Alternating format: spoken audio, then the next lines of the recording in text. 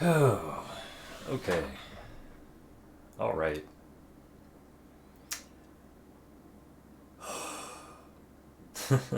We're gonna take a moment for a couple of people to trickle in. I've also got to do. It looks like a little bit of setup. Bear with me, un momento. We just got to tell it to capture Silent Hill 2 instead of Guilty Gear. Which I think we've got it now. Let me make sure. Okay. Yeah, we'll wait a second for some people to wander in here. For now, I do want to say to anybody who's watching the VOD, who checks this out later, let me say hello. I hope you're having a good day, a good evening, good midday, whatever time it is, wherever you may be. We're just going to be diving in today on the stream into part 3 of our Silent Hill 2 Heavy Spoilers and Secrets run. For those of you who tuned in the last couple of times, we did parts 1 and 2 for this, and just to give you guys an idea for any people who have not seen those, what I do for these type of for this type of stream, this type of playthrough, is Silent Hill 2 is my favorite game of all time, and there's a lot of knowledge that I've accumulated about it over the years. So what I'm doing on these streams is just kind of playing through the game and just pointing out stuff, discussing how certain mechanics work, analyzing some of the symbolism, looking at the characters and their motives and the writing, storytelling, and also including a couple of Easter eggs or finer details in this game that are easy to miss. I feel Silent Hill 2 is an absolute masterpiece in more ways than one, and one of the ways that I feel it's a masterpiece is there are a ton of really, really nuanced, like really small things that are very easy to overlook. And it's the type of stuff where it's like, I know there's certain things where like I played through and beat the game like 3 or 4 times and then noticed something and it's like, wait, how did I never see this? Like, that's brilliant, you know? So we're just kind of breaking down that type of stuff. So, anyway, we're going to take a second and then we'll go ahead and just jump right in. For those of you who tuned in last time, where we left off is we had just left, or well, before I get into that, I do want to note, this playthrough, as with the last 2 previous streams for this, it's super spoiler heavy. If you've never beaten Silent Hill 2, if you don't know, like if the story has not been spoiled for you, I strongly recommend to actually not watch this stream.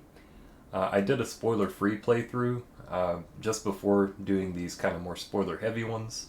The spoiler-free playthrough is available in my Twitch VOD. It's also on my VOD archive, which the link to that on my YouTube channel is, the link to that can be found on my Twitch.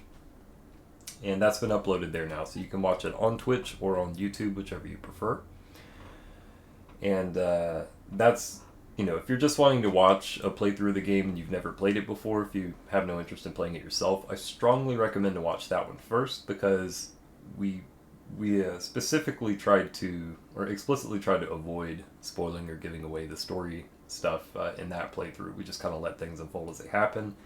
In this one, we're just going in and I'm making the assumption that anyone watching this already knows, like, you know, they already know the general plot, including at least one of the endings, you know, because we're going to be looking at some stuff that is like major super spoilers if you've never beaten it before, so do take caution. And yeah, so with all that said, where we're going to be picking up now is last time we had just left the 3rd major area, which is the Civil War prison that is under the Historical Society. After you complete the prison, you kind of end up in this little labyrinth area where James like hand draws his own map. We saw some really interesting revelations in the story, and we learned a bit more about the characters and their true selves. One thing that you'll find, a lot of the characters in this game are not who they at first appear to be. And as the game unfolds, the character development is pretty interesting in this game. So, without further ado, we'll go ahead and get right on into it. So for those of you who don't know, this is a playthrough, my first playthrough, the spoiler-free. We did that on normal action and normal riddle difficulty. This one I'm just doing on easy, and we're trying to get the rebirth ending because I want to show once you've beaten the game and you have a clear save, there's certain objects, like certain items that appear in the game, and a couple of small changes that are not present in the first playthrough. So this time I just decided to do this on easy, just to make, just to kind of demonstrate, okay, this is how the difficulties affect the game. This is how it makes the puzzles easier. This is how it makes the fights easier, combat easier and all that stuff. So this is one of the things that I had mentioned it on the spoiler-free playthrough, just kind of alluded to it without getting into detail on it. But I do want to note, this is one of the things, the boat section, after you leave the meat locker where you have the boss fight with Eddie, you come out and you're on this dock, and there's this boat here. You can see there's like a light out in the distance, like a spotlight or a lighthouse or something. That's kind of our like northern star for this section. Basically, we're going to get on the boat, and then we have to kind of, go towards the light, so to speak. It can be a little tricky because the fog in this area is especially dense. As you can tell, we can barely see even the waves in the water more than a few feet out. So we really have to kind of like turn the boat around and look for that light and then go straight towards it. On normal and really any action difficulty except hard, this is fairly straightforward. You hop in the boat, you press left or right on your D-pad or analog, whichever you're using, to steer. Paddle a little bit, turn left or right, and then you hold up to go forward. On hard difficulty, this entire segment is actually completely reworked. The controls for it are much more difficult because when you play this section on hard, they actually make it so the left analog stick controls James's left arm and the right analog stick controls his right arm. So in order to row, you have to make a rowing motion just as you would in real life, right? So you'd be making circles, right? You actually, on hard difficulty, you have to do that with the analog sticks. And if you do one like more than the other, you'll start to like get off track, just the same as if you were to row, if you were too ambitious with rowing on one side just in real life. So we're going to wander for a bit. At first, you'll notice you can't really see the spotlight. You just kind of have to, kind of like go for a moment. I can't remember if the way this mechanic works is if it doesn't appear until after a certain point, like until you've made it at least, a little bit close enough like proximity-wise, or if it's after a certain amount of time. But it is definitely tricky to pick it out at first. So we're just kind of wandering around a little bit until we see it. Now, this is a section that, you can't access really anything. You can pull up, like, the map, but it doesn't really, you don't have, like, a map of this area. If you're curious, this is a... Yeah, if you're curious, this section, this little lake area, is shaped like a big square. It is possible to bump up along the edges of it. It can be a little tricky to tell, but you'll notice when it happens because the camera will get a little weird. Oh, we saw a rock or something, some sort of landmark over there. Let's see if we turn towards it, where that'll point us. This is a segment of the game I am notoriously very bad at. Yeah, we're still not seeing the light, so we just gotta keep on rowing, keep on trucking. I believe the one thing that makes this a little tricky too is you can't even use the initial position for the boat. Like, you cannot use the initial position for the boat to kind of get your bearings. Like, I can't remember if it just points you in a different direction than it looks, or if the direction that it points you in initially is random. I can't remember. But yeah, we're just kind of going along for a bit. You can tell what I'm doing here is steering to the right. It can be really tough to tell due to the immensely thick fog here, and the waves are also kind of, it kind of looks like you're rowing in place almost, right? Oh, I think I saw something. Did we see something back there? No. Let's turn it a little bit. What I like to try to do in this segment, if I'm lost, is just try to move forward a little bit. Maybe like row a few times. The boat handles like a boat. So it's really, really slow to turn. and it's really slow to move in any direction, really. So you'll notice that there's also a little bit of drift, just as there would be in a real boat. So if you, let's say, turn to the right, he's actually, even after I let off this, he's still, like, you know, he turns and then he's still drifting a little bit. So keep that in account as well when you're trying to turn around and, you know, generally go in the direction you want to go. Alright, it feels like we are moving. Let's see if we take a left. I could have sworn I saw something in the distance there. The fog here making it very tricky to you know, find your bearings. And that's kind of intentional, right? They want you to feel like you're kind of drifting, just kind of lost. This is one of those segments that is kind of confused to be disorienting a bit. I guess you could say, like, if you really wanted to break it down to brass tacks, you could say that maybe that's symbolism for, like, James, where he's kind of drifting through this insane scenario that he's in.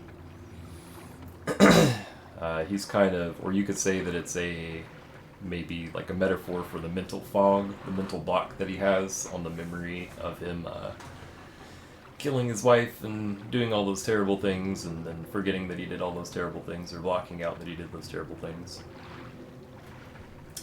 But just like with James's delusion, we are going to get through this fog and everything will be clear and make sense. Man, we are getting bodied by this time. It's a good thing that we're actually not playing on hard. Okay, now I feel like I'm probably hit a wall. It's kind of tricky to say for sure. Like, you can't, it's hard to explain, like, you just kind of can tell. Once you've done this a few times, you can just kind of tell it is a little different when you bump up against a wall. It just feels like, I don't know, like the camera, like, slightly shifts. You see how it's, like, kind of, like, it's not center on now, it's, like, a little bit, like, angled. So I'm thinking that we got a little too close up there. Alright, let's try just cutting a super hard left, actually.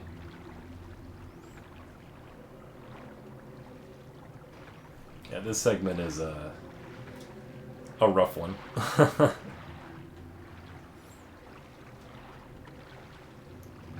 Alright, so let's see if we just row away,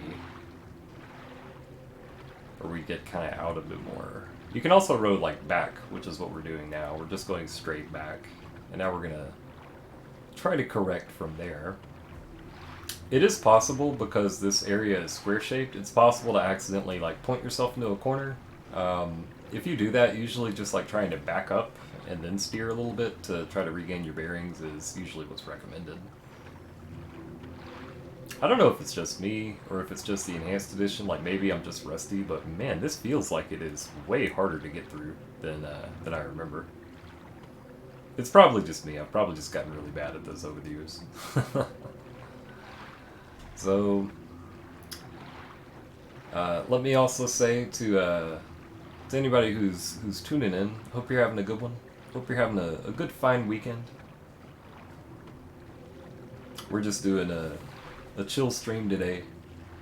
We did the, for Plus R, we did the North America versus JP Open Tourney last night. That was a lot of fun. I can officially say now that I have fought against Matsui in a tournament. And I took a game off Matsui in a tournament. I cannot say that I took a set. There it is, there's the light.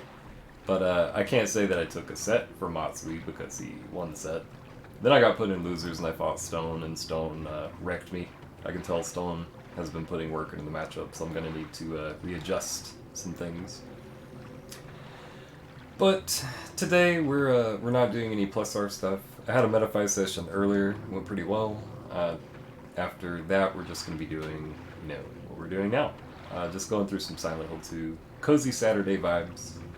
If you do like the more Plus R oriented stuff, we'll be back with that tomorrow for another segment on the Pit. There's a few topics that I'm looking at to choose for tomorrow's Pit offering, so stay tuned for that. It'll be tomorrow, Sunday at 8 p.m. Eastern Time. But back to the Silent Hill stuff. We're currently rowing towards the light. My guiding moonlight. All that stuff. You can see it getting a little closer as we go. Just a bit. Just a smidgen.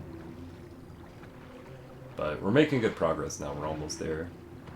For those of you who, if you're interested in trying to get a higher ranking at the end of the game actually does take into consideration how long it takes you to complete this section. So on hard, you're having to do that, like, each analog stick controls the oars. You're having to do that, and also trying to, do it under a certain amount of time.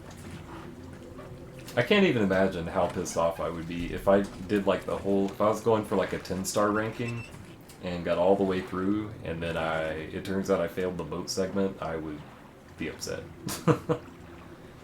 But, so now we've made it to the final area of the game. James is going to step out and realize this place looks very familiar. If you were looking on the map just now, you can tell where we're at. We have rowed across the lake and are now at the hotel. Spooky, right? This place hasn't changed at all in 3 years. Has it? We're going to be looking at that type of stuff here in a moment. We do want to go ahead and unequip the rifle. Let's go ahead and reload it first. But we want to unequip it because... oh god, all these bullets. We've got 700 bullets, almost 300 shells. We still got like 60 rifle shots. But we want to hang on to these for bosses. So for right now, let's just go with the... I guess we could do the shoddy. Let's go with the shoddy. Shoddy's fine. Oh, and I need to heal too. I just realized my my health up here in the top left is blinking. It's not green. There we go. So, something that we've been doing throughout this playthrough is we're taking certain moments to check certain things in our inventory. One thing that we are checking every so often is the envelope. The letter that we got from Mary at the very start of the game. Let's go ahead and examine it now. There's nothing written on the stationery.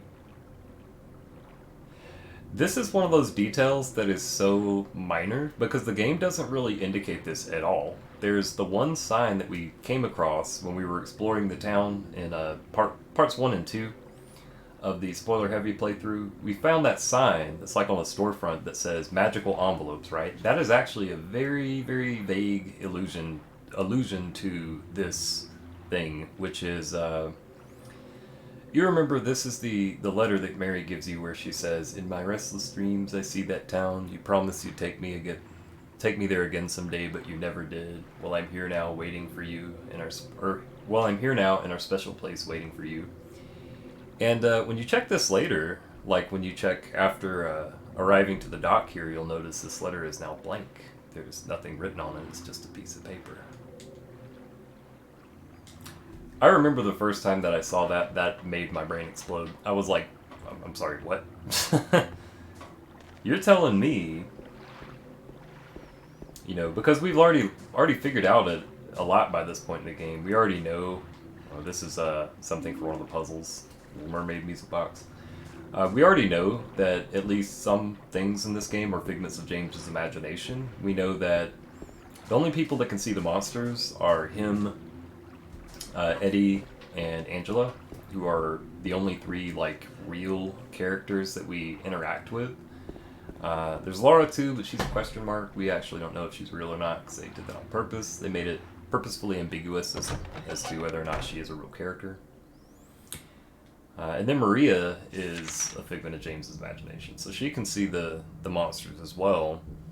And Pyramid Head, or the Red Pyramid Thing, as he is called in game, is also a figment of James's imagination, and so is the very letter that called him back to the town in the first place. Hello, Sid. How you doing? Sid, if you're just now tuning in, one of the major, super cool things, one of my favorite little details that we were just going over is if you check the letter from Mary, once you get to the final area, it is blank. A lot of people miss this because most people just read it at the start and they never examine it again in their inventory, but yeah. So, awesome psychological horror there. It's like, damn, they're literally just like gaslighting the player at this point. It's like, wait, this wasn't blank before. But anyway, so we kind of know what we need to do here. I don't think I'm gonna see if it'll let us pick up the paint thinner now. I actually don't know if it'll let us pick it up this early. Oh yeah, well, okay. Creepy noises. Hello, spitting lizards. How you doing? Hope you're having a good one. Yeah, the paint thinner we need for the Sharpie puzzle, where it has the briefcase with the photo of the photo with the solution has got like Sharpie scribble on it. We use the paint thinner where we can see what the photo said. But the first thing we want to do in the hotel, we picked up the map for guests. We'll get the map for employees in a bit, and that's going to give us the full. Like all these gray areas are shown on the employee map, but the map for guests just has these few as kind of a starting point. We want to go into the cafe first. This is where the first major thing is at.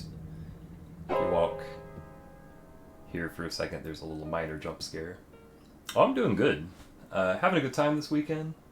Really excited for this last part for this playthrough. There's some crazy shit we're going to be looking at in this one. You're here to find Mary, aren't you, James? Well, have you? No. Is that why you're here too? She's here, isn't she? If you know where she is, tell me. I'm tired of walking. So we know Laura's looking for Mary I wish too. I knew. But she said it in her letter. What letter? This one. Wanna read it? This is a pretty interesting one. But don't tell Rachel, okay? Who's Rachel? She was our nurse. I took it from her locker. So we know Laura was at the hospital the same time that Mary was. Mary, who died 3 years ago. My dearest Laura, I'm leaving this letter with Rachel to give to you after I'm gone. I'm far away now, in a quiet, beautiful place. Please forgive me for not saying goodbye before I left. Be well, Laura. Don't be too hard on the sisters. And Laura, about James, I know you hate him because you think he isn't nice to me, but please give him a chance. It's true he may be a little surly at times and he doesn't laugh much, but underneath he's really a sweet person. Laura, I love you like my very own daughter. If things had worked out differently, I was hoping to adopt you. Happy 8th birthday, Laura. So, some things that are pretty wild takeaways from that, or just a couple of takeaways from that. So we know this is the letter that, obviously it's a letter that Mary had intended for Laura to receive after she'd already passed away. But Laura says that she found it in the nurse's locker. So we don't actually know if when she got this letter, if Mary was actually already, gone or not yet. But, we also see that Mary acknowledges that Laura, or it really highlights here that, if you notice throughout the game, most of their interactions, Laura is kind of a little brat to James, like she's kind of being a little shit. And the reason why is because she kind of sees through the facade of James. Like she sees that he's kind of a dick, and she doesn't like him for it. And Mary kind of pleads with her here. It's like, I know you don't like him, but give him a chance. He's not that bad, The other major thing here is that we see she wishes Laura a happy 8th birthday. Now, if this is from 3 years ago, Laura should be 11 years old. Which is why James asks... Laura, how old are you? I turned 8 last week. Dun dun dun. Mary couldn't have died 3 years ago. Could she really be here? Is this the quiet, beautiful place she was talking about? Me and Mary talked a lot about Silent Hill. She even showed me all her pictures. She really wanted to come back. That's why I'm here. Maybe you'll get it if you see the other letter. The one Mary... Huh? I must have dropped it. Oh no. Laura! I gotta find it. Laura! So, as we mentioned in one of the previous parts, Team Silent has gone on record saying they explicitly made it ambiguous whether Laura is a real character or not. They wanted it to be kind of left up in the air where people could kind of come to their own conclusions. For me personally, and this is just my 2 cents, I honestly think that Laura is a ghost. I think that explains why other people can see her. Like other characters in the game can see her, but it also would explain why she doesn't age. So I think that's my personal conclusion, but there is no canonical answer as to whether she's real or not. They actually, Team Silent put out a book in Japanese only several years ago called the Book of Lost Memories. That was an actual physical like book that you could buy that had some really cool like concept art. It had a lot of explanations for a lot of the design decisions, like rationale behind the monster design, explanations of characters, stuff like that with Laura, where they, it was really cool that, it basically was like, you guys want answers? Here it is straight from the horse's mouth. And it had a lot of commentary from Team Silent about certain design decisions and such. Hello, Minitums. Silent Hill on a Saturday night it is 100% likely right now. But yeah, that book is actually where a lot of this information came from. Even though it was never released in English, of course, scans of it have been uploaded and translated. There used to be a site called Translated Memories that actually had like a click-throughable, I guess, version of the translated scans of the document, or scans of the book, which was really cool. I don't know if it still exists because last time I looked at it was like several years ago. But that's one thing that comes with like certain older games is it's always a shame when like sometimes you'll have really good resources and then the site goes down or whatever. I mean, I remember one of the best sites I ever saw for a Streets of Rage 2, like high-level Streets of Rage 2 strategy, was on, I think it was on like a GeoCities page or something, so that's like obviously like been long gone, but it's a shame because that info is kind of like lost to the wind.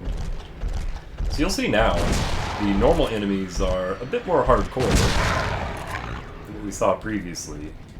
Now the guy that was the boss when we were with Angela, the doorman, as he used to be called, although some people call him the doorman because he kind of looks like a door, but if you look closer, he's really not. He really looks like two people on a bed. The symbolism is a little unpalatable at times.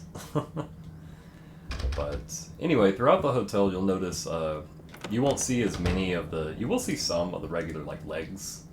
I don't think there's any straitjackets in the hotel, except for maybe like one or two parts. For the most part, it's just legs and the bed guys.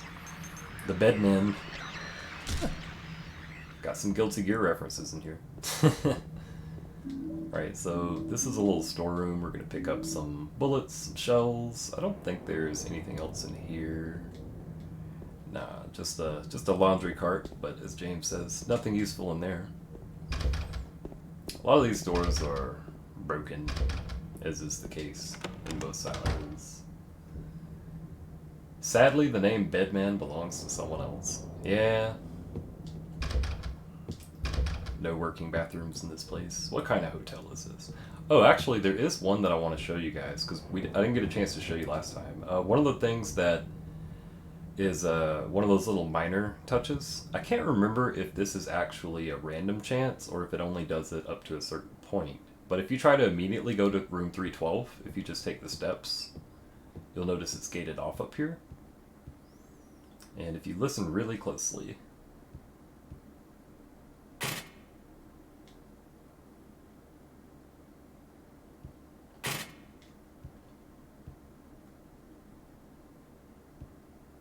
yeah, it may be a random chance audio. Sometimes when you go up there and check that gate, you'll very, very quietly, almost as if it's off in the distance, you'll hear either Mary or Maria go, "James," really faintly. Let's go ahead and go back down to the first floor. Oh, we are on the first floor. Alright, so we've got the paint thinner. Did we get the fish key? Yeah, we did get the fish key. So, Fish Key is the next place that we want to go. Or the room that has where we use the fish key is the next place that we want to go. That is going to be up here on the second floor.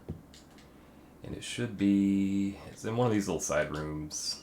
I think it's going to be in this one with this sign on the door.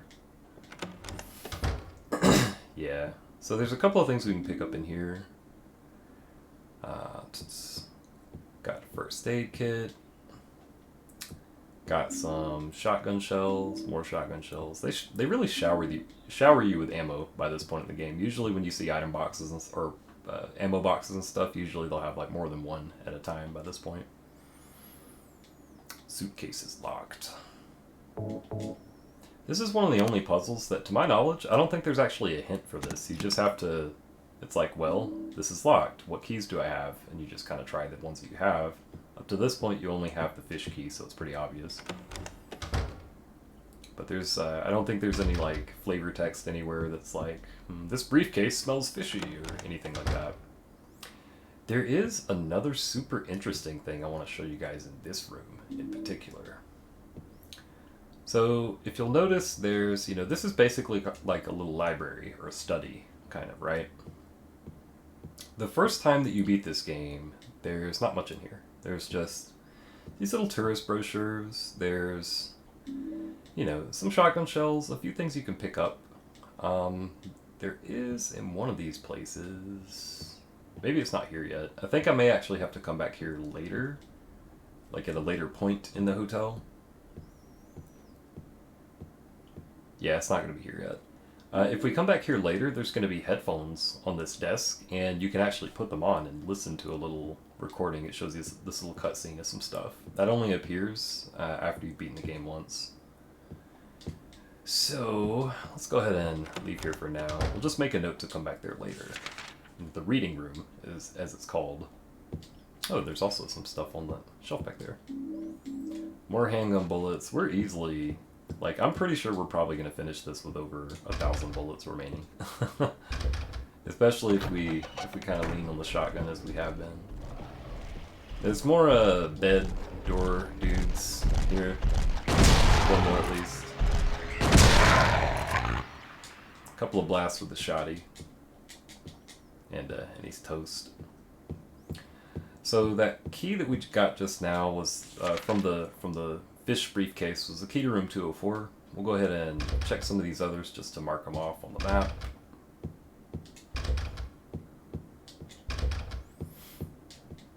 Right, this one it zooms in on because that's the one where you can use the key. You'll notice that there's not a lot in this room. It's just a pretty standard hotel room. There's the employee elevator key, which is something that we'll need a little bit further down. Then we have the briefcase that has the code. For this, as I had mentioned previously, this is the code for this, or the solution for this, is randomly generated. It's always going to be a 4-letter word that you can spell out with the with the letters that you see here. For example, let's see, damn. But there's actually a pretty long list of the different words that you can make with the combinations of letters that they give you. If you look at this puzzle here, or this clue here, you can see there's a photo of the briefcase. We just want to use the paint thinner on that. Where is the paint thinner? It's in here somewhere. There it is. That's going to tell us the answer is lock. Bro, why are you going to set your password to password? Alright, so let's go ahead and type that in. That's going to give us... Oops. That's going to give us one of the other music boxes that we need for the music box puzzle. You can tell these are all named after Disney princesses, obviously. Or just... Not even necessarily Disney, but just classic fairy tale princesses. Alright, so now we've got 2 of the music boxes. We've got the key to the employee elevator, which is probably where we want to go next. That's going to be across the hall here. That door is always broken. Okay, now you can see he's looking over here to the side. There's a health drink. I think that's some rifle shells. Yep. Alright. One thing that's nice is a lot of the signage in this game is pretty accurate. If you're ever lost, like in the street signs actually have the road names on them. Here it actually points, if you're looking for a specific number, there are some helpful signs throughout the hotel that will point you in the right direction, just as you would find in a normal hotel. We're going to use the employee elevator key. This is something that is, there's also a pretty interesting small detail that's easy to miss for this one as well. So let's go ahead and pick up these health drinks, and I don't think I've been hit. Yeah, we're still at full health. Alright, so you guys know what the deal is for this puzzle. You go in here, the super annoying alarm starts playing. You check it and it says weight allowance, 1 person, right? And James even points that out. And then as soon as you exit the elevator, it stops. Then you find this where it says the shelf is empty. It looks like I could store my stuff here. Put an item on the shelf. Now, if this is your first playthrough, typically you're gonna try like, well, maybe I need to like lower how much I'm carrying, so you might put a few things on the shelf. Then you try the elevator and it still won't let you on. Those of you know, you guys surely know at this point, you do have to put everything in your inventory on the shelf, or so you would believe. There's actually one item that you can take with you.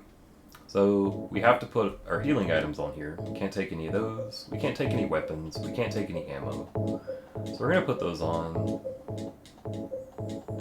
God, we've got quite a stockpile by this point. We can't take the flashlight. We can't take the radio. We can't take Mary's picture. We can't take Laura's letter, or the knife, or any puzzle items, or additional stuff. Remember we were talking about how, like, that's weird. The envelope, the letter in the envelope is now blank. Well, that's because it's not real.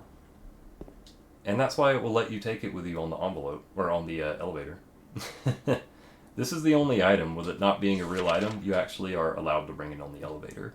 It's a very, very subtle hint that it's not a real item. So we're going to go down to the first floor. Again, that's one of those details. I did not know that until like several playthroughs in.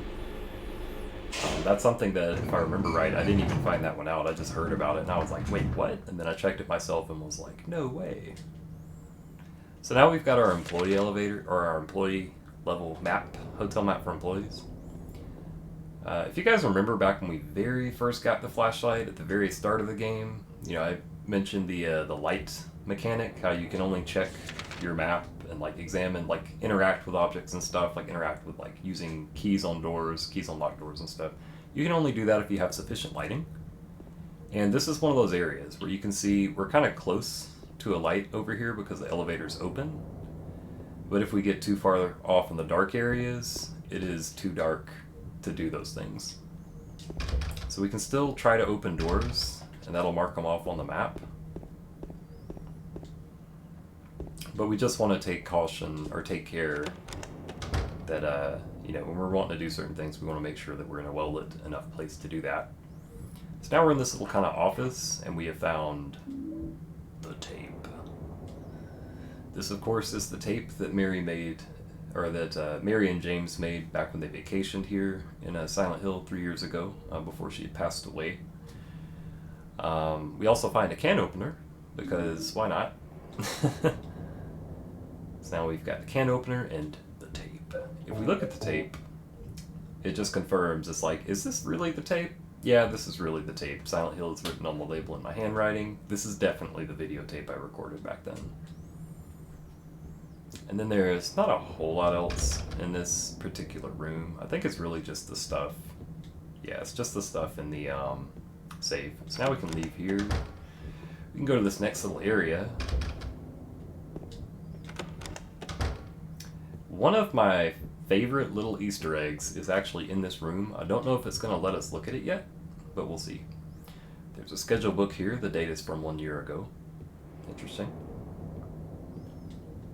Yeah, we can't look at this little thing in the corner, but we'll look at it next time like there's a certain point you have to get past in the hotel where you can come back and look at this, and then it will give you some flavor text when you examine that thing over there. So we'll wait until then. We also got some rifle shells, because, sure, why not? Why not have rifle shells in the employee break room?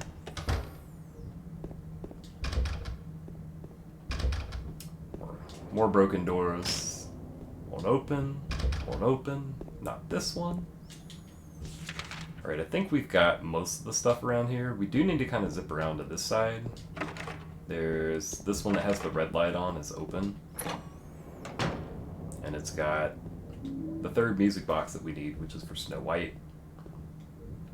It also has a bunch of stuff, including cans, juice, and food, and stuff that we're not interested in eating.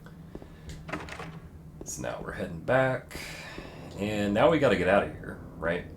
So let's go through this blue door. And we go down these steps. And now things get spooky, because now there's enemies in this area and we don't have any way to defend ourselves. Literally, all we can do is like guard.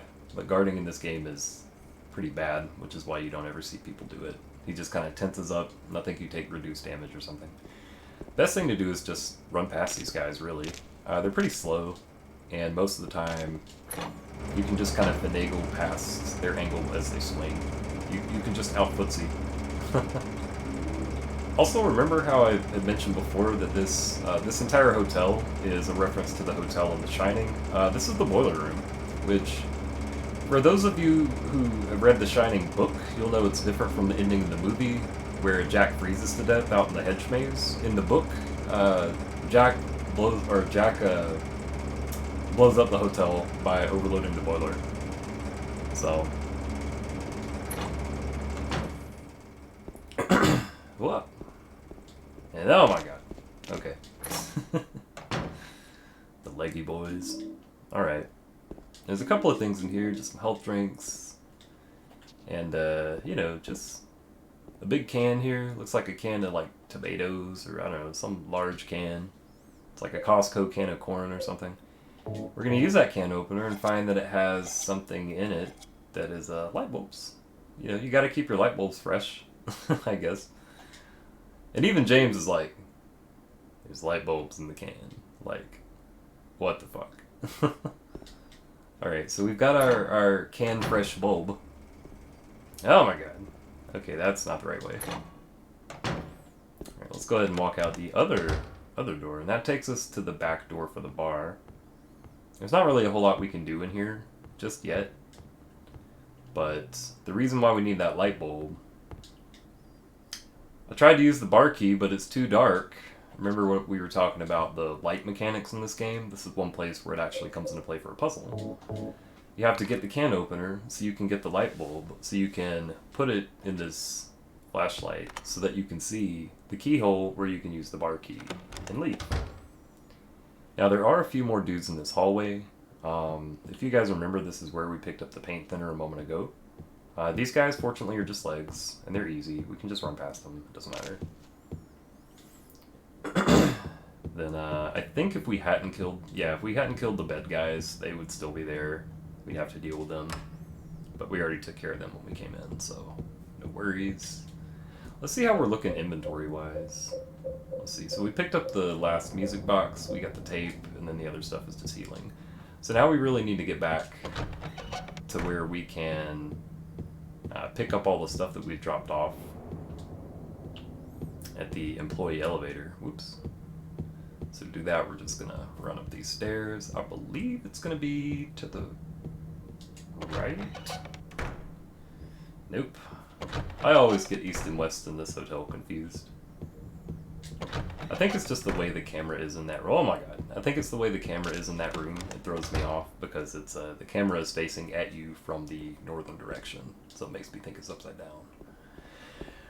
But in any case, so now we have picked up all our stuff, all of our belongings from the shelf. That means we have all three of the music boxes. These are again something that you can't examine, but we'll go down and use them on the music box here in a moment. Oops. Right. And of course, now that we've got all our stuff back, we come out and those enemies that were just here are gone. They only want the smoke when you can't fight back. I mean, let's be real. So anyway, we come down here to the music box, and let's see what the clue says. Remember, we're playing on easy riddle difficulty, so let's see what it says. There's a plate in front that says something. When the lost one is returned, the sour note shall turn sweet. Now, if we play the music box as is, it sucks. It plays really slow and out of tune, and James is like, yeah, that doesn't sound right. Is it broken? Or maybe... Now for this one, I think, if I remember right, this is one of the puzzles. Yeah, this one on easy, this actually does not have a set solution. If I remember right, you can just put these in any order. It's essentially looking at it like the tablets from the gallows in the prison, right? It's like, as long as you get all three of them, just use them on this object, and then the puzzle will be deemed complete. You can tell as you do each, as you put in each music box, it will get progressively better, but obviously still pretty wrong sounding. But when we have all of them in there, it plays this nice little tune.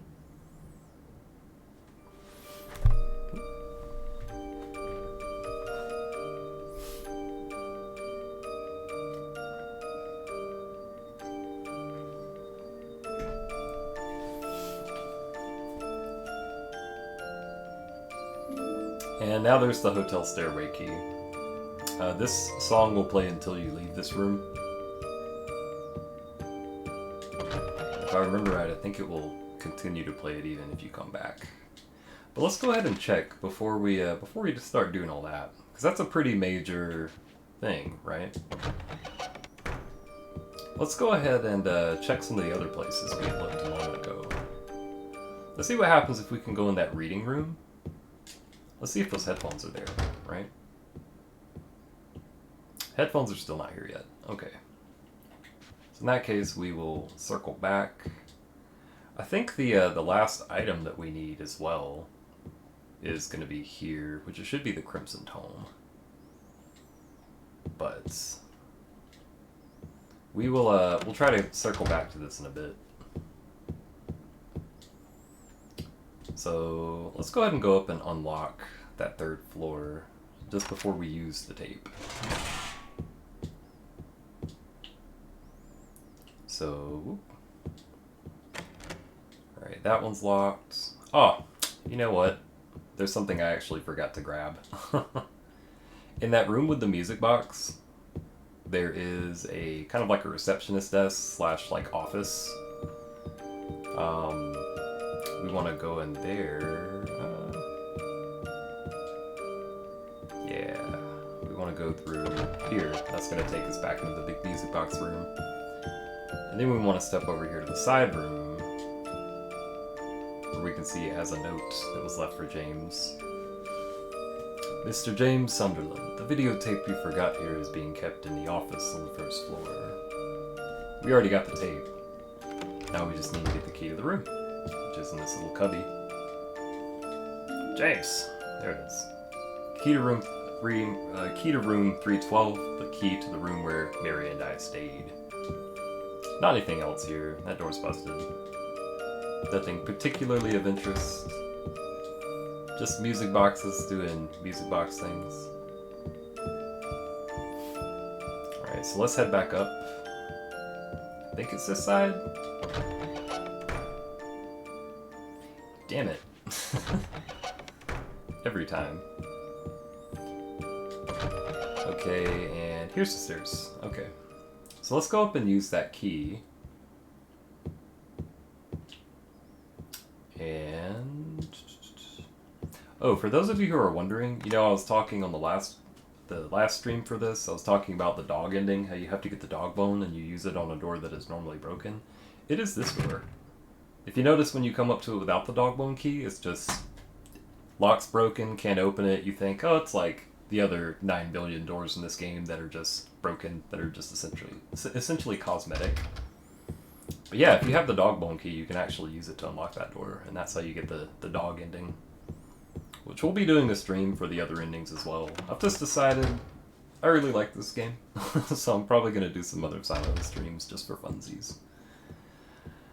Okay, so now we've unlocked the key to room 312. You would think that there are maybe some things you can interact with here. You really can't. The game kind of wants you to interact with and use the things that you see in here, which are going to be the television. It's plugged in, all I get is snow, and the VCR. For you young whippersnappers, that's like a DVD player back in the ancient era. But I want to see if that trigger is based on, because I can't remember exactly what it's looking for the reading room. So let's go ahead and see if it's based on us unlocking 312. It is not. Okay. So I guess we're gonna have to do the second part. We're gonna have to swing back through here when things are a bit different. Either that, or I must be totally misremembering what the trigger is. Damn it! I sure as hell went the wrong way again. Okay.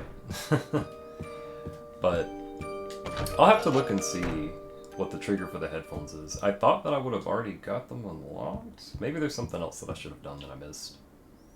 But in any case, we'll go ahead and take a look at the tape. This is for those of you who have not beaten this game or seen the ending, if you're not aware of the big twist. Avert thine gaze. This is literally the cutscene that spoils all that shit. So take care with that. Otherwise, let's see what's up with this tape. So we put this in. Now for this, as I've been doing with most of the cutscenes, I'm just gonna hang back and I'll give my commentary after letting it play out. Are you taping again? Come on. I don't know why, but I just love it here. It's so peaceful. You know what I heard? This whole area used to be a sacred place. I think I can see why. It's too bad we have to leave. Please promise you'll take me again, James.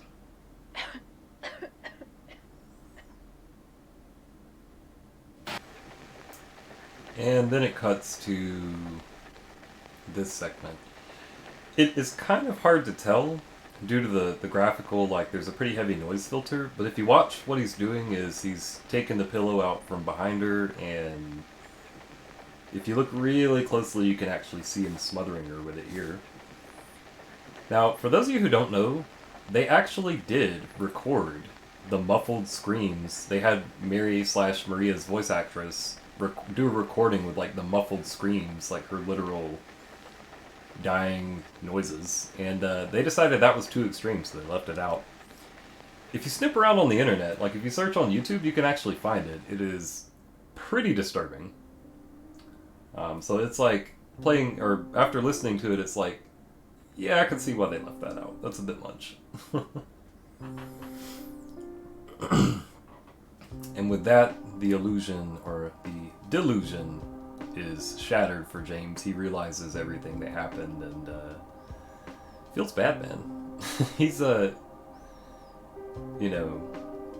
that's a lot of trauma to be kind of smacked with over the head at one time. That's a hard realization for him to swallow.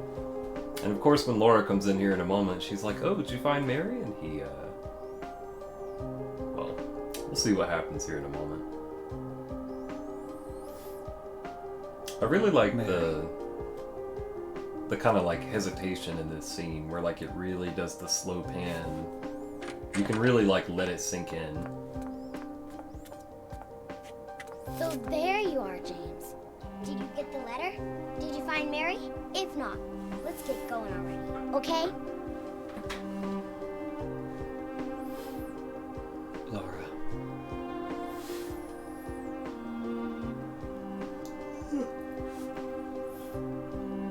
Mary's gone. She's dead.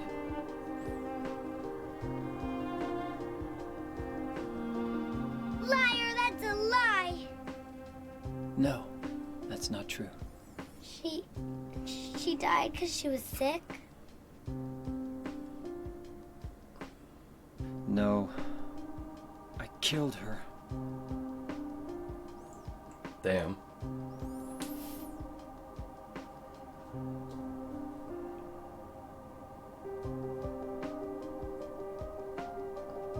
You killer! Why'd you do it? I hate you!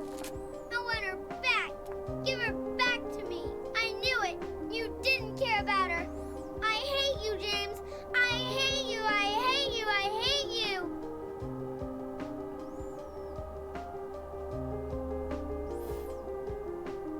She was always waiting for you. Why? Why?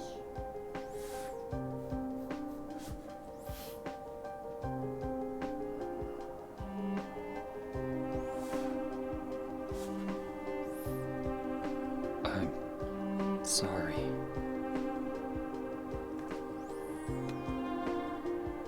The Mary you know isn't here. Damn. And yeah, I definitely agree, Sid. That would be too much for me as well.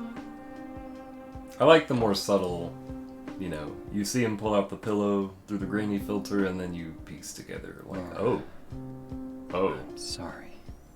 that's what happened.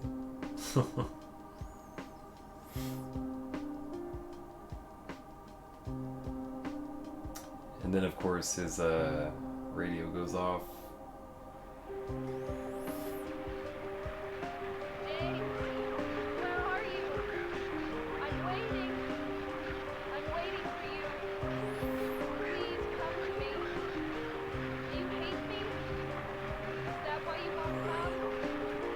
Hello, Noah. That How you doing? voice. Hope you're having a good one. It goes well. Are you gone? We're just wrapping up this spoiler-heavy playthrough. Waiting nearby, James.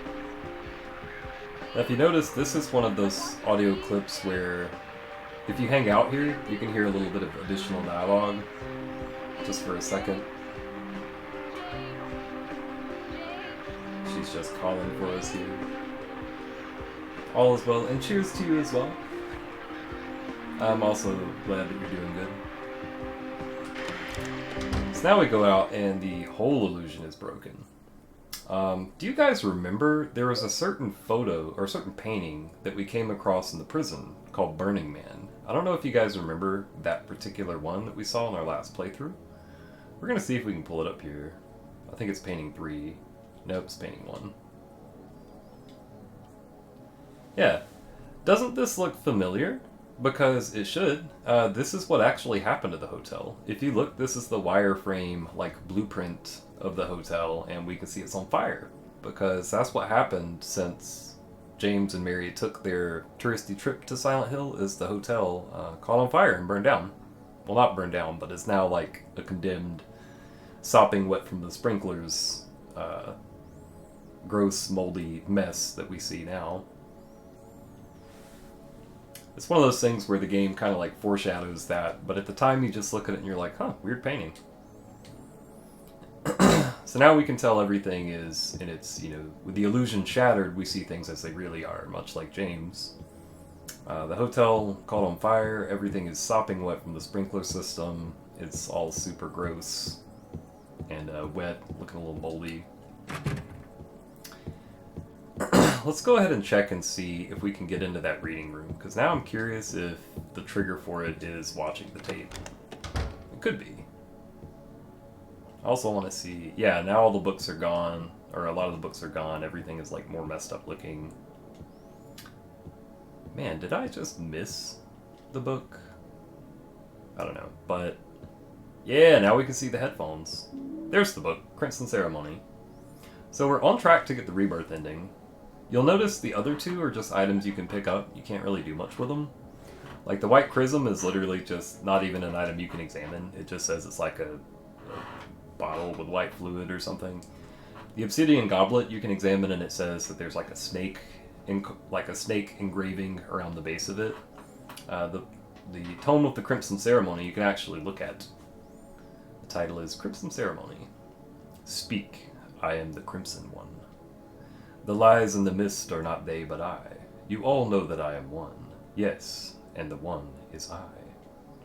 Believers hearken to me, 20 men and 7,000 beasts. Heed my words, and speaketh them to all, that they shall ever be obeyed even under the light of the proud and merciless sun. I shall bring down bitter vengeance upon thee, and thou shalt suffer my eternal wrath. Hello, base station. How you doing? The beauty of the withering flower and the last struggles of the dying man, they are my blessings. Thou shalt ever call upon me in all that is me in the place that is silent. O proud fragrance of life which flies towards the heart, O cup which brims with the widest of wine, it is in thee that all begins. Now you may be reading that and thinking, what the fuck? That is essentially the Tome of the Crimson Ceremony, the ritual that can be supposedly used to bring people back from the dead. Okay. Oh, base station in the winners of the beginners tournament? Yo, let's go. Let's go. That's good stuff. Keep it up. I will be rooting for you. I am hoping that you take it all. I'm hoping that you bring home the bacon. Bring home the bacon. So,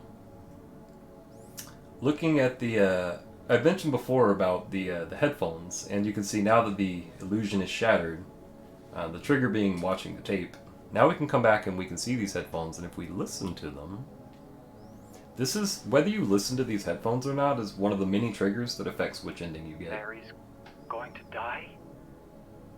You must be You must be joking. joking. I'm very sorry. But you're a doctor. It's your job to heal people. How can you just let her die? Please, calm down. As her doctor, I promise I'll do what I can. But there's still no effective treatment for her condition. How long does she have? I'm afraid I'm not sure. 3 years at most. Perhaps 6 months. It's impossible to say with certainty.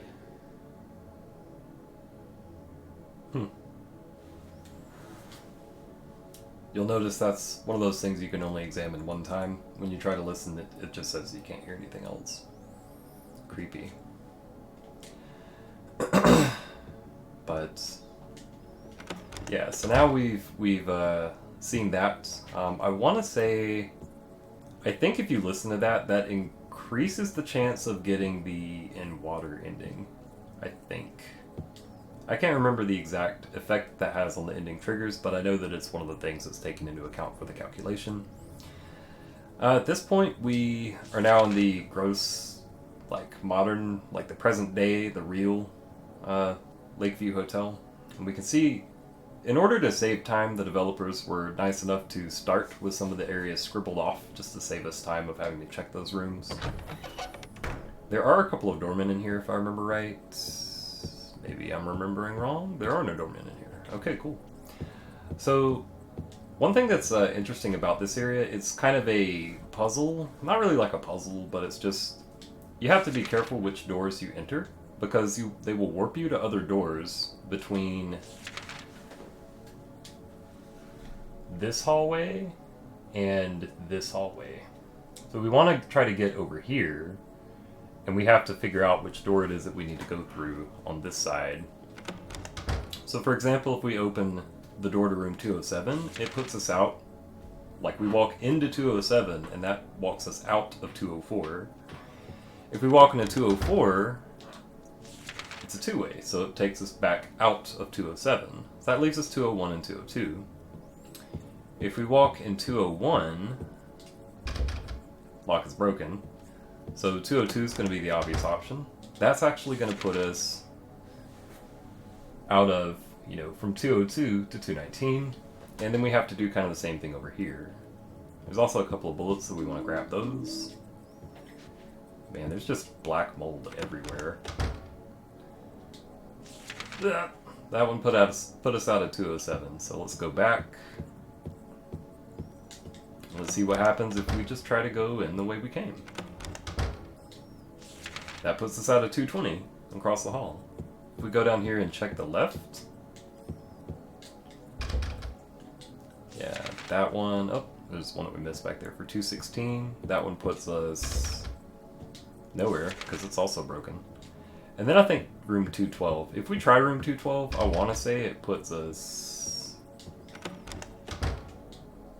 Yeah, it just puts us back out at 202. So let's go back in there. And the real secret here is once you get to the right side, just take 202 to go over to the right wing, like to the eastern wing, and then just walk straight out the door. Just ignore all the other ones so you won't have to go through the little like door maze. You won't have to pretend you're in a Scooby-Doo episode where you're just walking in and out of the doors in the hall. So we want to definitely try to get back to that employee break room. That should have something that should have also updated upon watching the tape. It was the thing that I was alluding to before. We want to make sure that we pick up the ampoules. Very generous of them to give us some ampoules. You'll notice this elevator is no longer broken, so we're going to take it down to the basement. And when we get down here, we'll find the entire basement, from the sprinklers and everything from the fire a few years ago, everything just kind of flooded. So the water rises up as we open the door.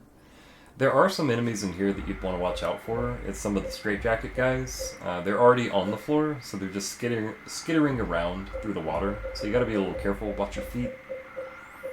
Make sure that you don't get your feet chomped. Whoop. Speaking of which, go ahead and give him the stomp of doom. Alright, let's try to get back to... Well, there's only one place we can go right now, which is through the bar. And you'll notice this time going through the bar, there are some drinks that were not there before, some health potions, health drinks. And they give us 5, which is very generous of them. There's also some bullets in this little kitchen, some shotgun shells, and some rifle shells. Rifle shells always welcome. As a matter of fact, yeah, we've got like 100 of these. We're doing really good on rifle shells. We could probably switch to the rifle for the remainder of this playthrough and you'd probably be like fine. But just to be on the safe side, and because I also have more shotgun shells than I know what to do with, we're just gonna hang on to the shotgun shells or to the shotgun for the time being. Give him a good stomp. I don't think we can go in the boiler room anymore. Yeah, I don't think any of these are ones we can go into. But if we go to that one, yeah, that's going to be the one that we need to go to, I believe. We can't go to like what appears to be a jail cell in the hotel. This is one of my favorite cutscenes in this entire game, and it says a lot about what's really going on here for the real characters of the game.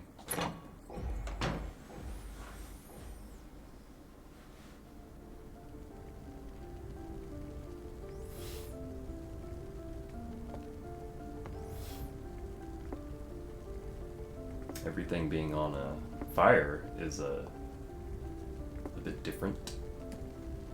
Mama! Mama, I was looking for you. Now you're the only one left. Maybe then I can rest. Mama, why are you running away? She's just maybe a little delusional herself at this point, and then she realizes, You're not wait my a second. mama. It's you. Oh, I'm sorry. Angela, no.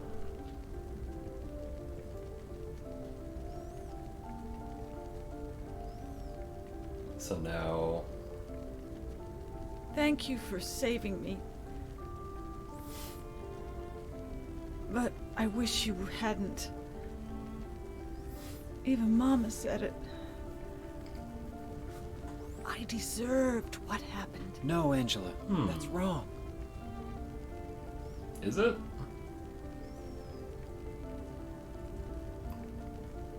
No. Don't pity me.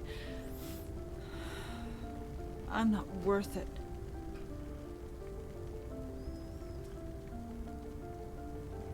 Or maybe you think you can save me.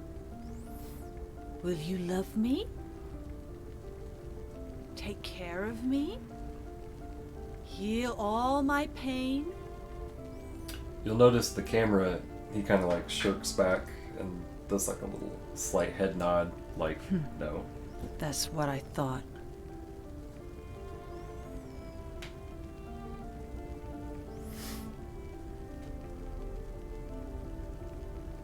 James, give me back that knife. No. I won't. Saving it for yourself? Me? No. I'd never kill myself. Is that so, James? One of the endings says otherwise.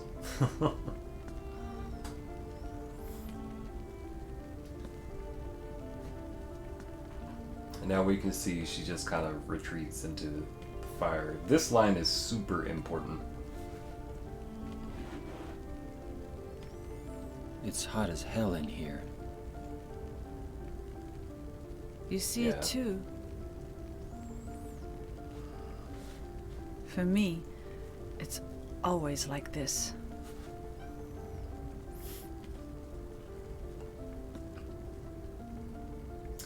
So this is where this really raises, you know, a pretty obvious question this raises. Oh, actually, one thing I do want to note. If you try to follow Angela up the stairs, the fire will hurt you, and if you stay in this room too long, you will die.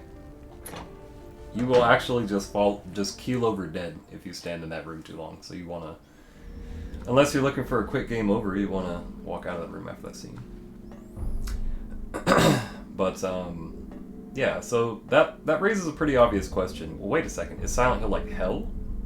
Like, is this literally, you know, is this where sinners have come to roast? Hello, Lord Narcom. How you doing? Hope you're doing well. Having a good Saturday. My interpretation, I think that Silent Hill is more like purgatory, right? The kind of like power of the town is it has, you know, it has this ability to just kind of like draw people in that are these sinners, right? Something just kind of brought you here, right? Like he's talking to Eddie, and Eddie's like, yeah. And Angela's here because she's looking for her mother and her brother, and you know. Oh yeah, you tuned in at a juicy time. We're breaking all this down. But yeah, this is you know, the kind of power of the town is to kind of like draw these sinners in, and then it you know, basically like punishes them for their sins, kind of. In James's case, you know, he obviously murdered his wife when she was dying of a terminal illness, and he had mentally blocked it out. So 3 years later, he supposedly gets a letter from her, which we find out that letter is not even real. Even that is a figment of James's own imagination, because subconsciously he knew that he needed to be punished for his sins, punished for his crimes. That is what drew him back to Silent Hill, and many of the things that we've seen manifested here in Silent Hill are also figments of James's imagination. Now, if you guys remember, when we first got to the hotel, we looked at the letter from Mary, we examined it, and we found that the letter was blank, right? Let's see what it looks like now. What letter? After the cutscene with Angela, if you look at the letter, if you examine the letter again, you'll find that there is no letter. It's now an empty envelope. Again, one of the very subtle touches. There's nothing in the game that indicates this, aside from the very vague... Yeah, see? This is the type of stuff I was like, man, I can't wait until I tell them about the envelope, because that's, like, so sick. Yeah, like, you missed it earlier, but, like, when we first got to the hotel, when you examine it, it'll, like, zoom in and show the graphic of, like, the paper, and it has nothing written on it, and it just says, you know... I can't remember the text, but it essentially says, like, there's nothing written on the letter, or something like that. Then after that cutscene with Angela, you check it again, and now it says there's nothing in the envelope. This is also for the segment, for those of you who missed the segment, where you have to put all of your inventory on the shelf before you can take the one-person-only elevator. This is the only item the game will allow you to take with you, further implying that it is not real. So this is the one item that is an exception to the one-person weight limit on that elevator. Later, we'll check this letter and see if it changes again. I think it might. You'll notice also Laura's letter never changes, and that's because the letter that was given to Laura is real. We know that that one is a real letter. So now you can see we're kind of walking around. Everything is like super gross in here. Oh no, we did. I guess it is too late to go into the employee lounge. We must have missed it. There is a certain. Let's see. I'm trying to think of when we could go to it. Let's see. Yeah, because all of these rooms are broken. I may have to show you guys that Easter egg on another playthrough. It looks like I unfortunately already did miss it. There's only a very small window, because this one really is more of like an Easter egg kind of deal. Essentially, if you go back into the employee lounge at a certain point, but before you've gone too far in the hotel, you can actually examine. Like the first time you go into this employee lounge, you cannot examine much in the room. There's like some rifle shells you can pick up, and not much beyond that. If you come in during this certain window, you'll notice there's like it almost looks like a little trash can. Like this little metal object is kind of on the floor next to a window in the corner of the room, and the window has very long curtains. Like it's one of those windows that's like standard size, but the curtains run down like almost to the floor. And you'll notice one of these curtains is kind of like brushing up against this metal canister thing. And if you go and examine that metal canister thing at a certain point, it comes up with some flavor text that says, "Hi, I'm Johnny, and I'm one hot guy." Or it says, actually I think verbatim, I think it says, "My name's Johnny, and I'm one hot guy." That is essentially a light implication of what happened to the hotel. The metal canister thing is actually a space heater. And by the curtain being too close to it, it's kind of implied that that caught on fire, and that's what caused the hotel to burn down. Johnny, the fact that it is named Johnny is just a reference to The Shining. So, now we are walking through the hellscape that is the real hotel. You can tell like everything is so waterlogged and gross, like the doors are literally like warping because they're damp and yucky. We can see the fire, like the caution tape from the fire department, all that stuff. After finally seeing this game, you're down for more. Good. There is more where this comes from. I might try to do, now that we've kind of like broken down some stuff on this. Oh my god, I want to get my feet stabbed. Now that we've kind of broken down some stuff on this game, I might try to do some more playthroughs just to show off the other endings and maybe eventually try for a 10-star run. I think that might be kind of fun. I've never gotten a 10-star ranking on this game. I've gotten close, but I've never actually got one, so it'd be cool to actually get one. I pointed it out before, but this is if you're curious what the Japanese box art for this game looks like, the original PS2 release, it's literally just a artistic depiction of this scene. It just has 9 save points and a 3x3 grid on front. A rare scenario where the Japanese box art for the game is actually kind of whack compared to the American and PS2 versions. The American and PS2 versions of the box art, like the NTSC and the PAL versions of the box art for this game, are much better. This is also the last save point in the game. As you can tell by the fact that they give you like 9, it's almost like kind of highlighting, like if you're gonna save, this is the one. Let's go ahead and equip our rifle too, because we're gonna be needing that for sure.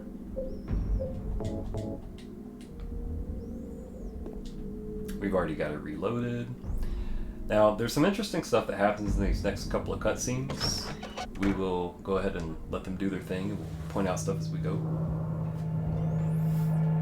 Also, some people had asked what my favorite track in the game is musically. This song is called Betrayal, and it is one of my favorites, if not my very favorite.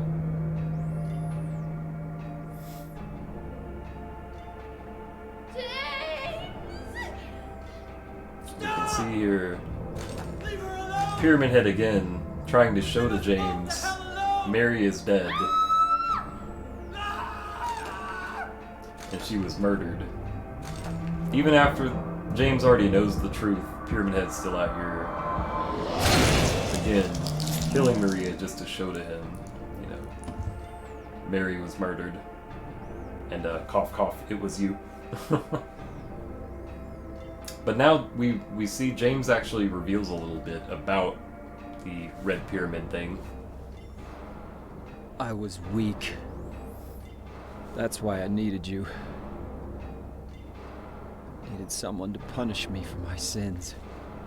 He's literally just admitting But that's all over Pyramid now. Head is just a figment of his imagination. A I know delusion the that he truth. dreamed up. Now it's time to end this. Now it's boss fight time. 2 of them. Like most boss fights in this room, the strat is run to one corner, shoot a bunch, then run to the other side, and rinse and repeat until they die. You'll notice on easy action difficulty, they are very slow. It's actually super easy to have plenty of time to get off some rifle shots.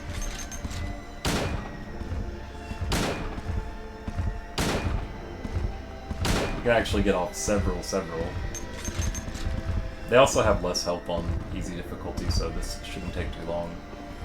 Also, if I remember right, you may be wondering, well, should I just try to focus on one or the other? I think they share a health pool, so like, it doesn't really matter which one you shoot, if I remember correctly. Yeah, that's easy boss fight on easy first. It's easy. And then they do their like sorta T-pose thing. Pyramid Head won't move anymore. It looks like he's holding something. Rust-colored egg. Then this one has the scarlet egg. Then we have these 2 doors with these conveniently egg-shaped indentations. You may be wondering, does it matter which order? And it actually does not. This is one of the puzzles in the game. Regardless of what difficulty you're playing on, for either action or puzzle, this is one of those puzzles where it doesn't matter. You just need to put either egg in either door. So we're gonna go ahead and do that.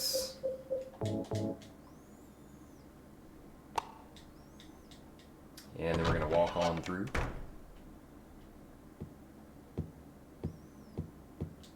Creepy little face hidden away in this door. You can kind of see it, right? Who does it look like? You remember the face that's shown when you look at a save point and it shows the like really close view of James? Looks kind of reminiscent of that, doesn't it? Creepy. So this next hallway is this is going to be another like extended, like long hallway that you have to walk down, and it plays a recording. Or I guess it has a little echo effect. So I guess you could say it's James remembering a certain conversation, right? The thing is, and this is one of those scenes that I feel is kind of done brilliantly. If you were to walk until the end of this hallway, What do you want, James? the recording kind of stops about when you get to the I door. brought you some flowers. Flowers? I don't want any damn flowers. Just go home already. Mary, what are you saying? Look, I'm disgusting. I don't deserve flowers. We also get to see a little bit Between more the about disease and the drugs. some of the tension in their relationship from Mary's side, What are you looking where at? she was just kind of lashing Get the out. hell out of here! Leave me alone already. No use to anyone. I'll be dead soon anyway. Maybe today. Maybe tomorrow. It'd be easier if they'd just kill me. But I guess the hospital is making a nice profit off me. They want to keep me alive. Are you still so here? at this point you I think, told you to go. okay, this is the end of the scene. Let me Don't come back, walk through the door. James. And then you're like, oh shit, there was more Wait. to it. Please don't go. If you listen to the whole conversation, Don't leave me alone. I didn't mean what I said. there's like a whole other side of it, where she's really fearful and regretful of lashing out, and she's really more Tell me just I'm scared not of going death. to die. Help me. Whether you let that entire recording play in this room is one of the many triggers that affects the ending. So the way it lines up, your first playthrough, you just walk through and you listen to it, and then you exit, and then probably right around the time you're going through the door, she's like, wait, and then it's like, oh fuck, there was more. And then if you go back through and listen to the whole thing, you can tell it wasn't just her being, being hostile to James and lashing out. It was, we get to see a little bit more about the truth of the matter, that it's like, well, yeah, she was kind of being harsh with him, but I mean, rightfully so, right? It lets us kind of see from her perspective. It's like, yeah, she was lashing out because she's angry and she's hurt and she's sad, and she, at the end of the day, what it really boils down to is that she's just afraid of dying because she's terminally ill and she knows it. So anyway, if you let that play out, I believe that also that increases your chance of getting the in-water ending, and I think it decreases the chance of one of the other ones. But let's go ahead and make sure, yeah, we've got our rifle is reloaded.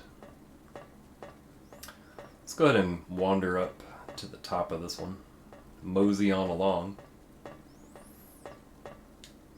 One thing that I really, and this is just such a small ask, if anybody from the Enhanced Edition dev team is watching this, can you please make it where James runs up these stairs properly? It's just always bugged me and I don't know why.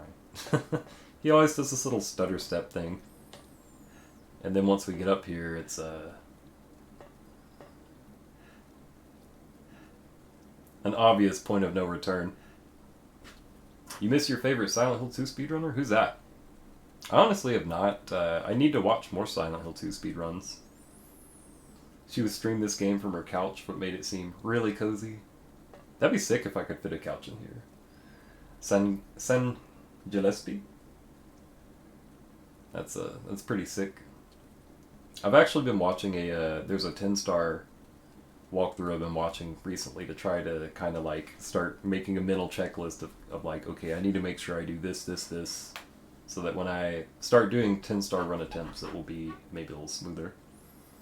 Might do casual streams from the couch. I have done casual streams from my bed, and like when I stream on my PS4, it's set up in the bedroom. But I haven't done that in a very long time. That was back before I had like a streaming capable PC. That was like a few years ago. I considered doing. I actually did a couple of streams for like Resident Evil Remake, and I think I got like a viewer, and that was kind of the end of that. But it's a good vibe, good comfy vibe. I hope you guys are feeling like we got comfy vibes going right now. I hope that that you guys are enjoying the stream at the moment, chilling, having a good time, max relaxing, finding out crazy shit about Silent Hill 2. If you ever retire as an old person, I'm gonna be a streamer. Hell yeah, dude. 90 years old, just like check this shit out, and then you play through a game from 2001. So now we've got all we've got up here at the top. We made it, and we can see this bed, which I can't really do anything with it, but we can go over here and talk.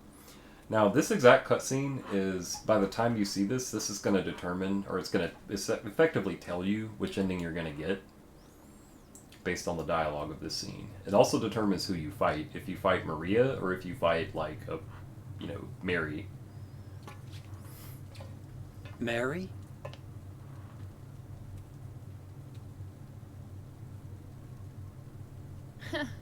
Wrong again. Mary's dead.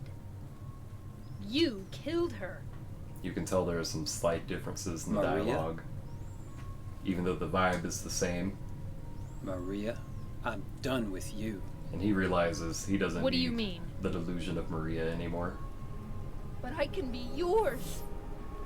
I'll be here for you forever. And I'll never yell at you or make you feel bad. That's what you wanted. Now I understand. The problem is, you're not married. No, James. I won't let you. I'll never let you have your Mary back.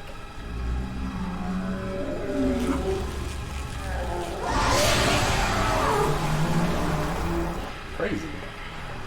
This is the song, which the name of this song is Butterflies. It's not on the officially released OST, sadly, but it's a really good one.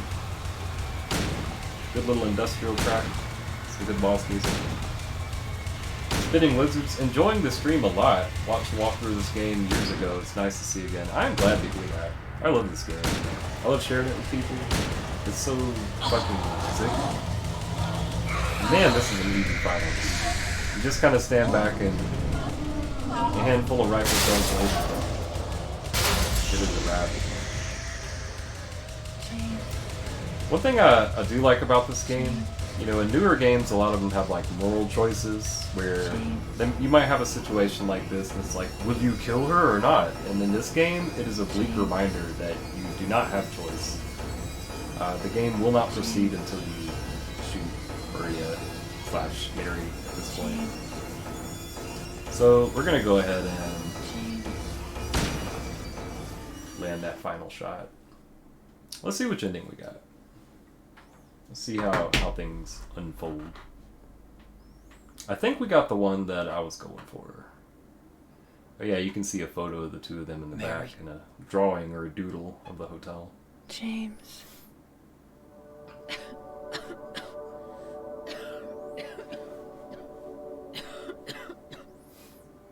Forgive me. I told you that I wanted to die, James. I wanted the pain to end.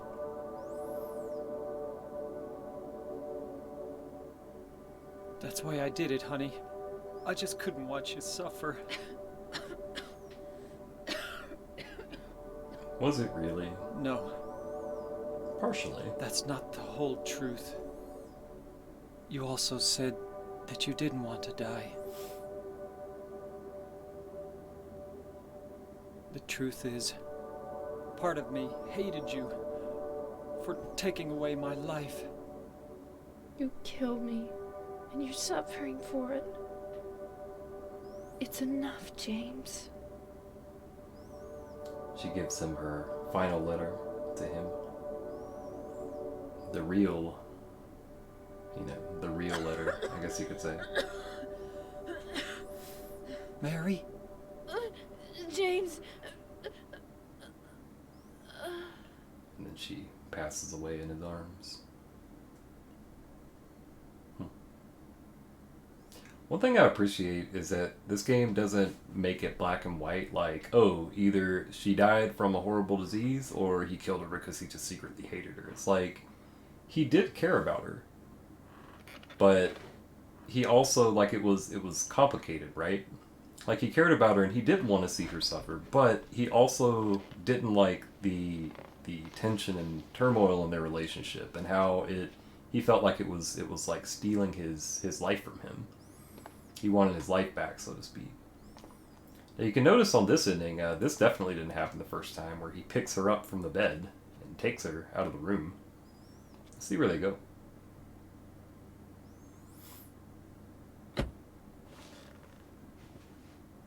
Now I understand Oh, I the see. real reason I came to this town. Which ending we got? I wonder, what was I afraid of?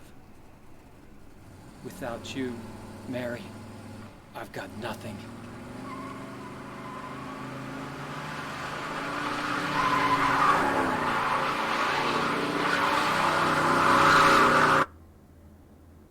Now we can be together.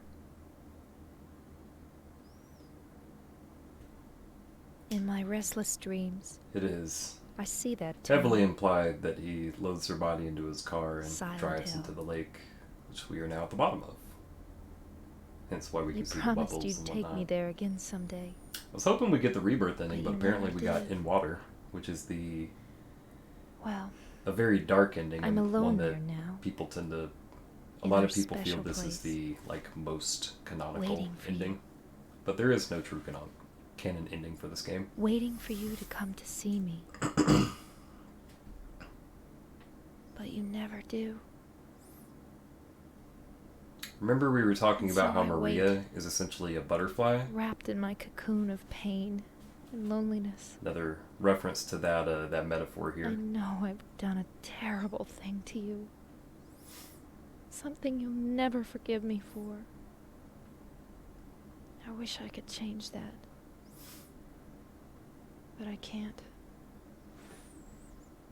I feel so pathetic and ugly laying here. waiting for you. Every day I stare up at the cracks in the ceiling, and all I can think about is how unfair it all is. The doctor came today. He told me I could go home for a short stay. It's not that I'm getting better. It's just that this may be my last chance. I think you know what I mean. Even so, I'm glad to be coming home. I've missed you terribly.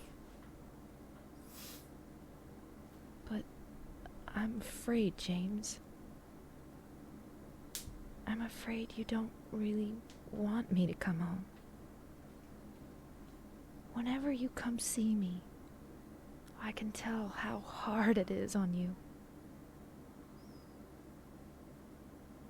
I don't know if you hate me or pity me, or maybe I just disgust you. I'm sorry about that. When I first learned that I was going to die, I just didn't want to accept it. I was so angry all the time, and I struck out at everyone I loved most. Especially you, James.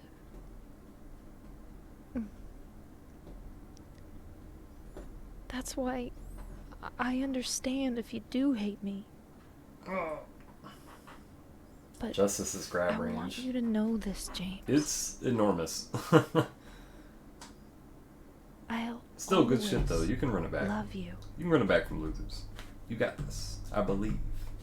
Even though our life I'm together spirit bombing for you right now. had to end like this, I still wouldn't trade it for the world. We had some wonderful years together. Well, this letter has gone on too long, so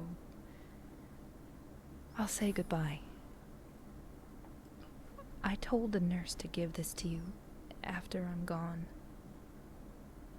That means that as you read this, I'm already dead. I can't tell you to remember me, but I can't bear for you to forget me. These last few years since I became ill, I am so sorry for what I did to you, did to us. A little bit of trivia here. The voice You've given actress for me Maria. so much, and I These are- haven't been able to return a single thing. These are real tears here. That's why I want you to live for yourself now. Do what's best for you, James. Yeah, Mary/Maria's voice actress did a bang up job for this game. Like she did a really great job.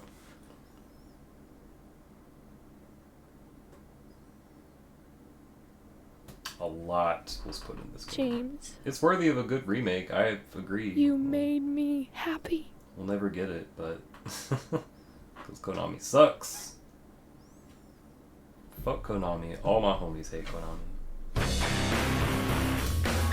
Which ending you get determines which which graphic is superimposed over the credits here, and it also determines which credit music plays. This is one of the more metal tracks. This song is... Oh, I know what this is called. Yeah, this is the In Water ending. Oh, I thought you were asking what the name of the song is. The song is, I'd have to look it up. Yeah, the In Water ending. It is not actually canon. It's the one that most people agree that it's canon, but Team Silent has gone on record saying there is no canon ending.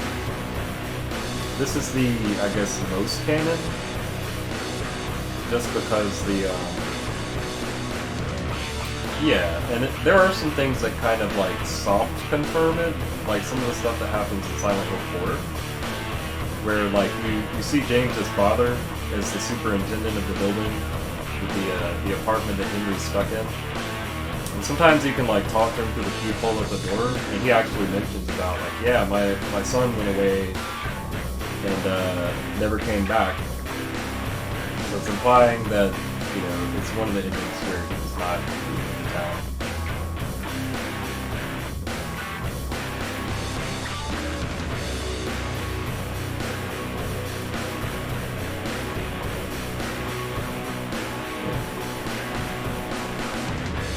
Also, fun little facts.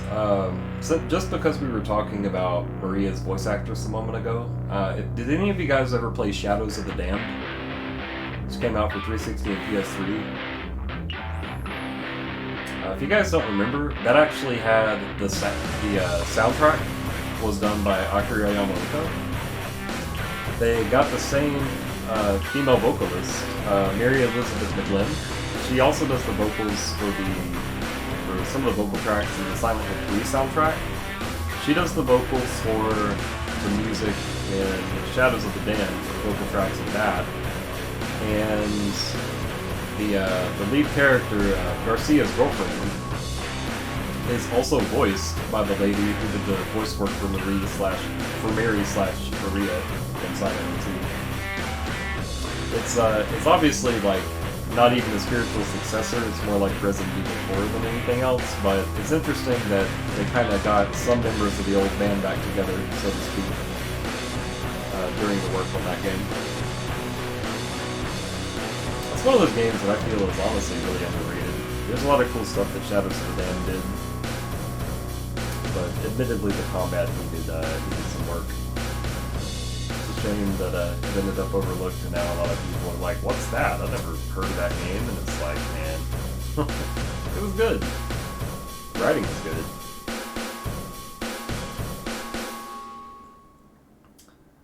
So, that is the in-water ending.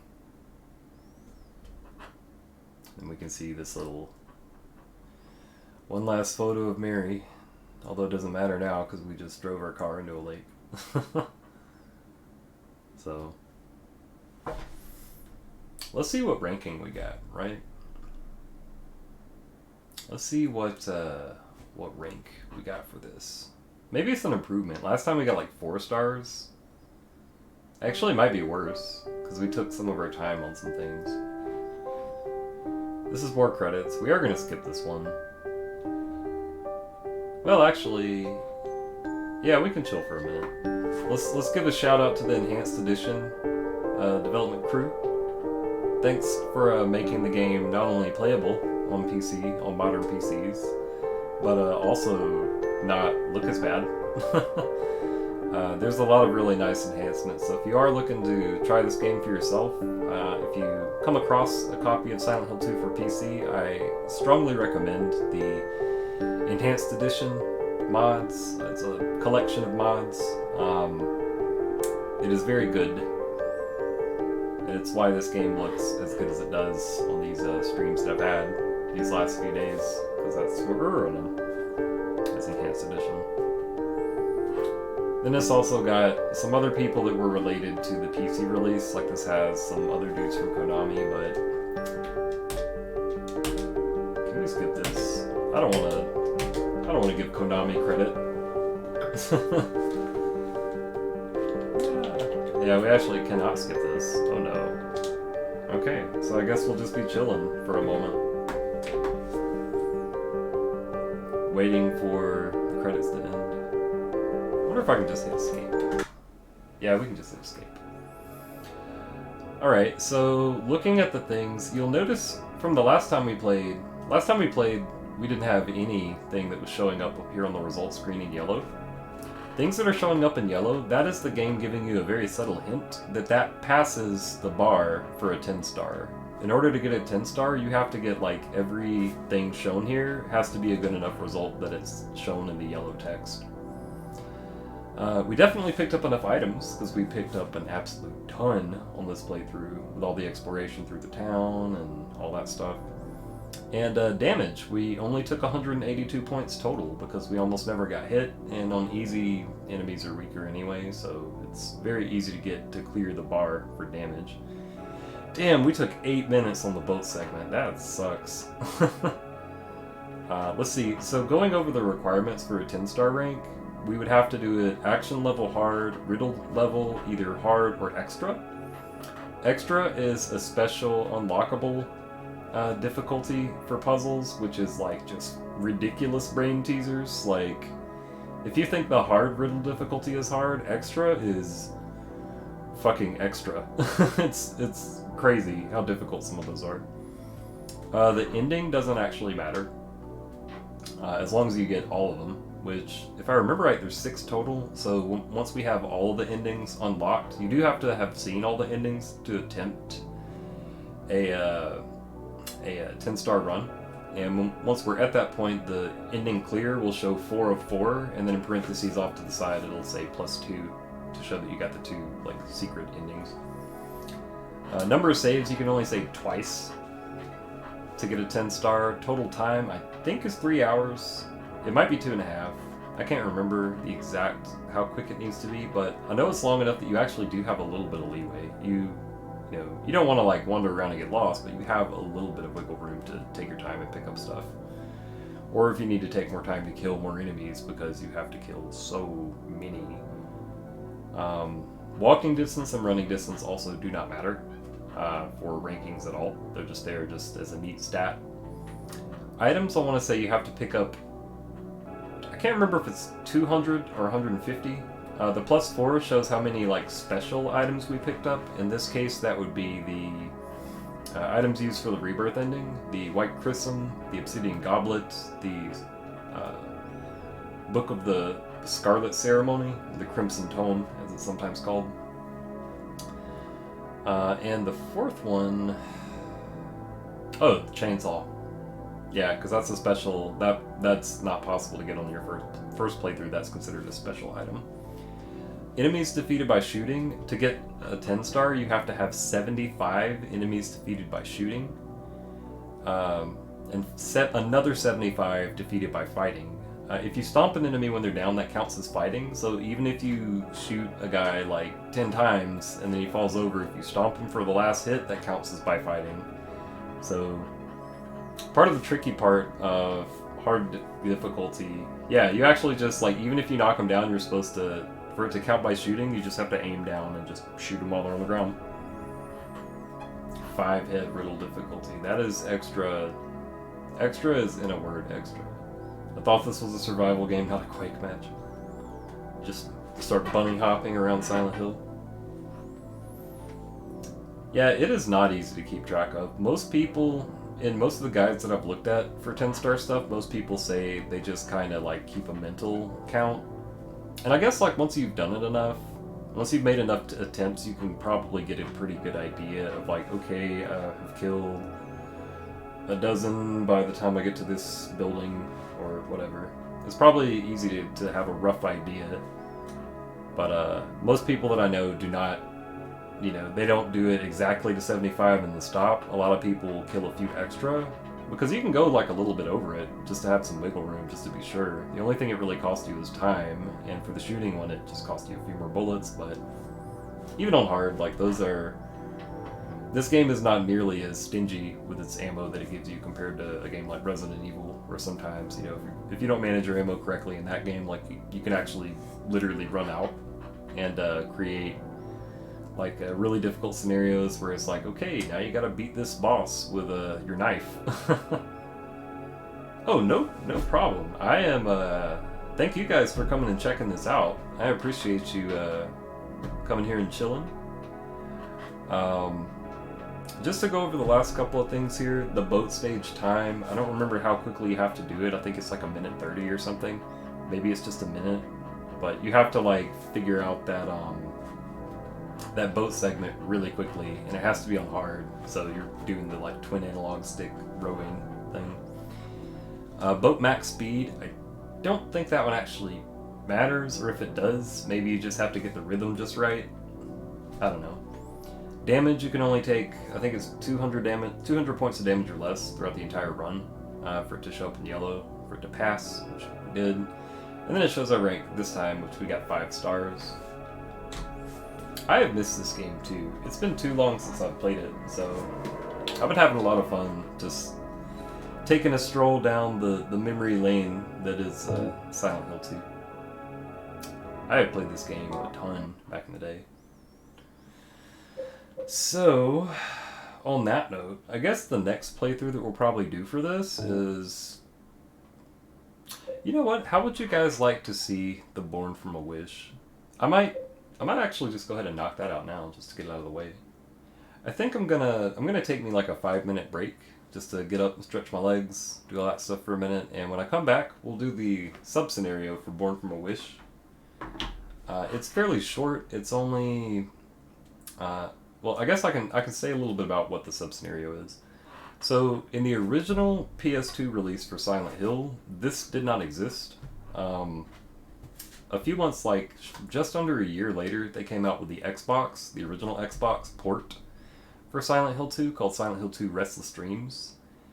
The Restless Dreams edition of Silent Hill has some additional content, and the sub-scenario, Born from a Wish, is one of the things that they added to Restless Dreams. They also released Silent Hill 2 as a Greatest Hits edition on PS2, and the Greatest Hits edition on Silent Hill 2 includes the bonus content from the Xbox Restless Dreams port.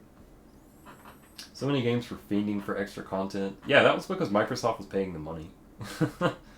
Like, Genma Onimusha is a pretty good example. Microsoft went to Capcom and was like, hey, we want you to make this on our console, but put some exclusive stuff in it. They were like, okay. There's a few games like that from the time. There's some really interesting stuff that happened with Microsoft and the original Xbox in general, as far as some of the things they did. Like, fun little factoid. Did you guys know that there was talk very early on that the original Xbox was going to be straight up backwards compatible with Dreamcast games? Microsoft was in talks with Sega for some stuff, and that fell through because they used different chips, different graphics chipsets that would have been too hard technologically. But it is a big part of, some of the things that resulted from those talks. That's why we got so many Xbox exclusive Sega games at the time, like Panzer Dragoon Orta, Valkyrie Profile, Sega GT 2002, Jet Set Radio Future, just to name a few. Otogi, I believe, was also one of the ones that came from that deal. Speaking of games that I want to see come back, I want a new Otogi. I would even just love like a re-release of Otogi 1 and 2. That's back before a lot of people realized, that's back when a lot of people didn't know who From Software was. Or back at the time it was like, oh, that's the Armored Core guys, right? But that showed that they could do really good melee combat. It was really fun. Both of those were really solid games. But Genma Onimusha is also godlike. I am a huge fan of the first game in that series. Especially Genma Onimusha. Yeah, the recently released port, I was very sad to find that it was the base, vanilla Onimusha instead of Genma, because it doesn't have the enhancements that they added from Genma, and it's like, well, that's kind of whack. If you're going to re-release it, why not release the more definitive edition, right? But anyway, so we'll go ahead and take a quick breather here. I'm going to put this on the options just so it doesn't start to loop the intro. And when I come back, we'll do the sub-scenario Born from a Wish. For those who don't know what Born from a Wish is, it's a little side scenario. You should be able to knock it out in under an hour. It's pretty short. But you play as Maria, and it gives us a little bit more detail about Maria's character. There's also a character that is exclusive to the Born from a Wish scenario that we'll be meeting and talking to, and we'll dive into that when we get back. But it's essentially just a little extra side story thing that's really cool. So we will BRB in 5, and I will see y'all then.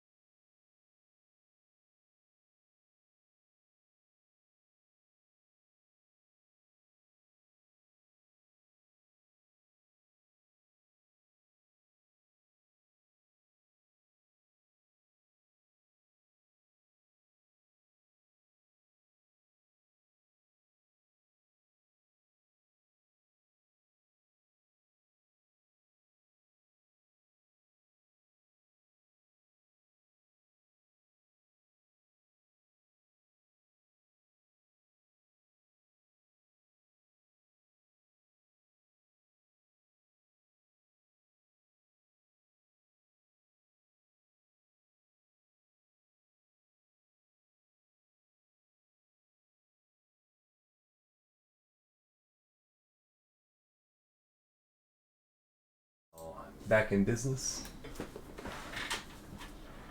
Minitums.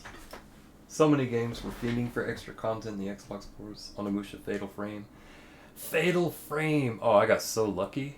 I remember at one point I heard from, I think it was maybe Cheap Ass Gamer, because you guys know they've been around for a long time. Back at some point back in the day, they had mentioned, they were like, oh yeah, there's a secret clearance sale that was going on at Toys R Us at the time. And they were like, here's a list of all these games that are clearanced out to like $10, brand new. And I actually got a brand new copy at the time of Fatal Frame on the Xbox for $10. So, also got a brand new copy of Fatal Frame 2 for $10 through that same deal. So, I always thought it was cool that there's there's the exclusive Fatal difficulty on the Xbox version, and it has like a special boss that's only in that version.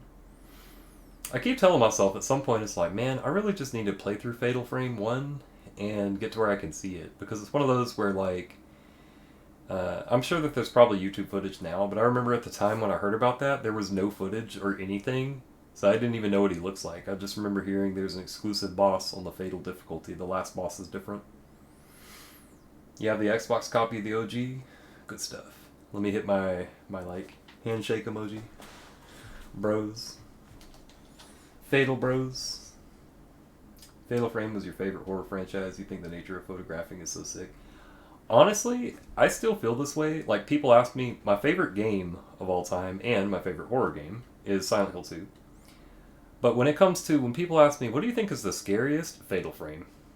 That game gave me the heebie-fucking-jeebies back in the day. Man, the Fatal Frame 1 on Xbox, that game is uber spooky. There's so many creepy ghosts and just all sorts of wild stuff going on. Oh, you played it with your mom when you were 8? I am sorry for the mental damage. That's rough. That's kind of like the very first time that I saw Stephen King's It was when I was probably about 7. It was the movie where like we were at my grandparents' house for like some family thing, and we were putting on a movie, and somebody decided to put on It, and at first it was like, well, maybe Wes is too young, or Skeletal is too young. And, you know, it was when my parents were like, we think he's old enough. And it was traumatizing. I was terrified. I'm really lucky I didn't develop a phobia of clowns, which is good, because looking back, it's like, damn, I probably should have. after watching that at 7. But anyway. And Sid, you need to check that game out? Absolutely. Fatal Frame 1 is a classic. It is, like, you do have to watch for some things did not age very well. The voice acting in particular in the English versions it's down there with, like, Resident Evil 1, in my opinion. Like, it's pretty rough from every character. It's a hair better in 2, but still not great. But the games themselves are godlike. The whole like camera mechanic is a great way to make it so combat like matters, and it also keeps the horror element where you're looking around kind of, and then they just pop up and it's like, oh my god, you know, first person camera view, super spooky. Really happy 5 got ported to Switch. See, I would check that out, but I already sold my Switch. I got tired of. At first, it was just, you know, I'm gonna buy this because I heard the netcode for Plus R is better, and that was not true. The netcode in the Switch version is garbage. So then it was like, well, I'm not going to play Plus R on this, so what can I play on it? And then I bought Cuphead, and I was like, cool, now I can finally play Cuphead, because I didn't have an Xbox One at the time. And then, like, I want to say a month or so after I bought Cuphead on Switch, they were like, oh, by the way, PS4 port. And it's like, I have zero reason to have this. I think I bought the Super Mario 3D All-Stars just because I was fiending for a nostalgia hit for Mario 64. I played through it again and was like, that was fun. And then I let my Switch sit in a drawer and get dusty for like several months, and then I just sold it. But anyway, so the Born from a Wish, we'll just go ahead and do this on normal. Actually, you know what? We haven't done beginner difficulty, so let's do beginner.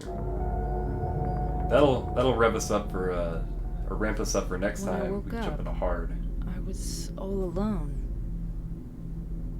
Everyone's gone. Is it because of those monsters? What do I do now? You'll notice there's a few exclusive items in this scenario, this gun being one that you can't get in the Do I normal game. fight and live? Or do those monsters get me?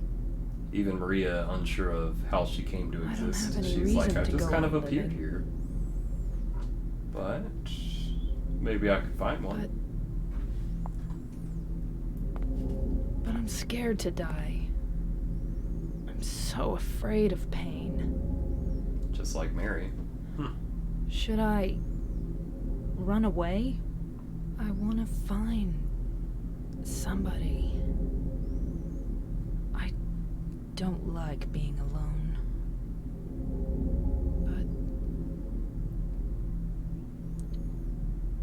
But is there anyone left alive? Well, let's find out. So this is one of the areas that is exclusive to this playthrough. You can see, looking at the items, we get this little revolver. It's just a little basic gun. There's also some Gong brand ammunition for the revolver. Interesting. You'll notice it comes initially loaded with 1 bullet. Kind of implying that there's only one real use for that gun. You can also see this is if you guys recognize the music from the normal playthrough of this game, and you can look at this poster of the scantily clad person up here. We're in Heaven's Night, which is the strip club that Maria is implied to work at. There's also a couple of health drinks.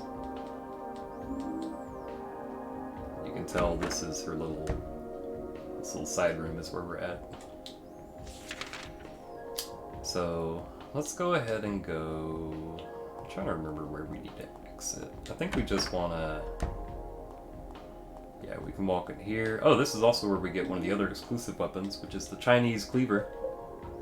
Square-bladed knife, ugly but powerful and easy to use. This is her melee weapon.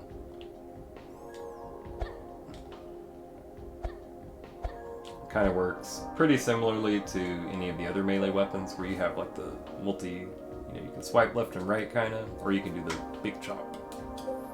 We're just going to put the revolver on, because with it set to beginner, dudes will probably drop pretty quickly. Alright, looking around, I don't think there's anything else in here of note. So let's go ahead and skedaddle.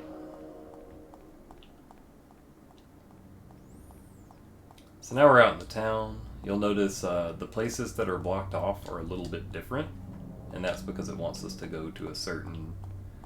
There's only one real place we can go, and it is the place around this corner, if I remember right. Actually, we can just look and see. You know what? It's not going to be around this corner. We need to walk through the town a little bit. Poop Monster with a subscription. Hello. Spooky. Thank you for being subscribed with Prime. It's very much appreciated. That is a 2-month subscription. It's godlike. Nothing for me to do at the hospital. They just kind of tell you, it's like, nah, you don't need to be there.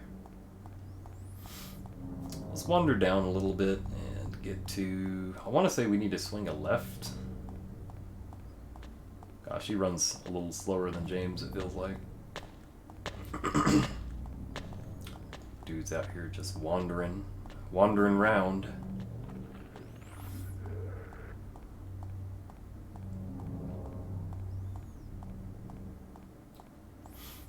Now when we pass through Minitums, that reminded you to resub. Hey, Minitums with the sub.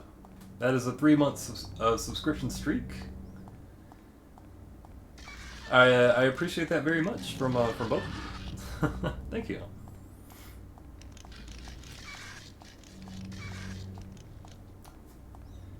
Yeah, I could, for this part, if you explore the town, I think there's some bullets and potions and some stuff.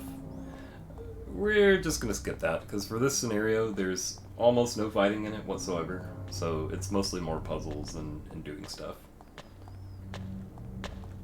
Now we should be, if we look and see where we're at, yeah, we need to go, I think, up and to the right. I don't think we can go down Salt Street. But there's a certain like residence that's kind of, it has like this big concrete barrier. It's like a big concrete fence around it, I guess. And it's a place where it's kind of implied that a wealthy person lives in that building. And that's where we're gonna go. Okay, that's locked, so that's not it. This should be it right here. That's actually the big concrete thing I was talking about. So normally, you know, you can't go in this area or do any of this. But we can do it here. I've got to find where the entrance is at. Maybe it's down here and to the right.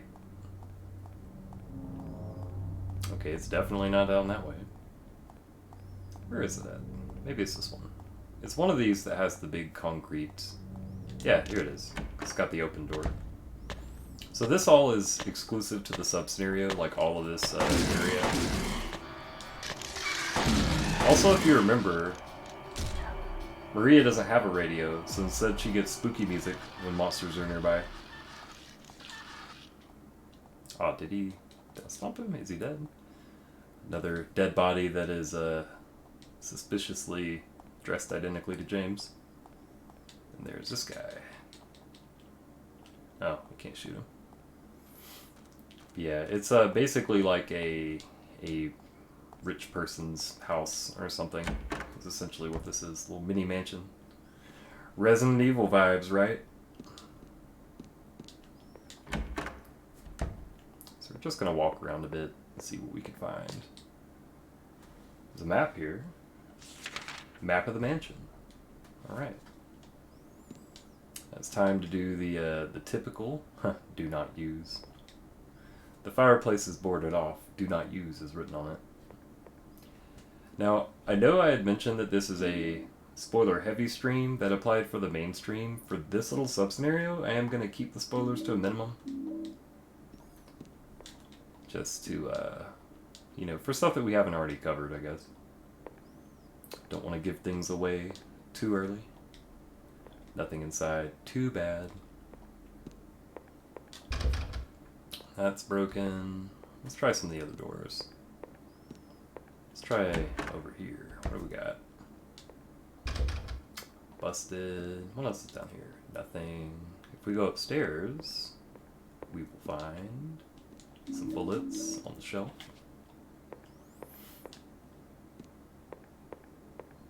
And if we go all the way up here, we will find a few more doors we can go in. Let's try that one, this one. Uh-oh. There's this way. This takes us to the white board, which is an item that we'll need for something here in a bit. A white metal board with square holes punched into it found in the second floor entrance hall. If you notice the shape that is shown on this, it kind of looks like the white chrism, doesn't it? And it's white. Interesting. When the white breath is found, I shall dedicate this thing. O spirit of the mist, grant us fortune eternal. Is written on the back. Spooky. You'll notice there is no riddle difficulty selection for this because there's only a couple of puzzles. And the solution is always the same. So, we'll pick up the health drink. Just scooting right along. That one's locked, so we can't go there yet. If we go back whence we came. Alright, so now we can check out some of these other rooms. Here we go, a little cutscene for you.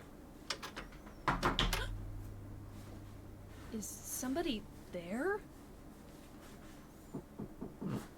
Open up.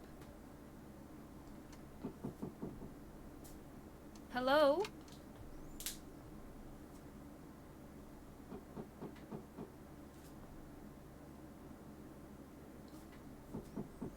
Stop it. You're disturbing me. FBI. Thank God. I finally Open up. found somebody. Can you open the door? No. But why? Is it really necessary for me to answer all your tedious questions? Yes. Oh, I didn't know that. Smartass. I want to be alone. Other people just irritate me. I just want to see another human face. Do you know what's happening in this town? There's no one here. Just monsters. Yes, I know. But so what? It has nothing to do with me. No one here means there's no one to disturb me. Damn. You want to be alone in this insane asylum? Yes, exactly.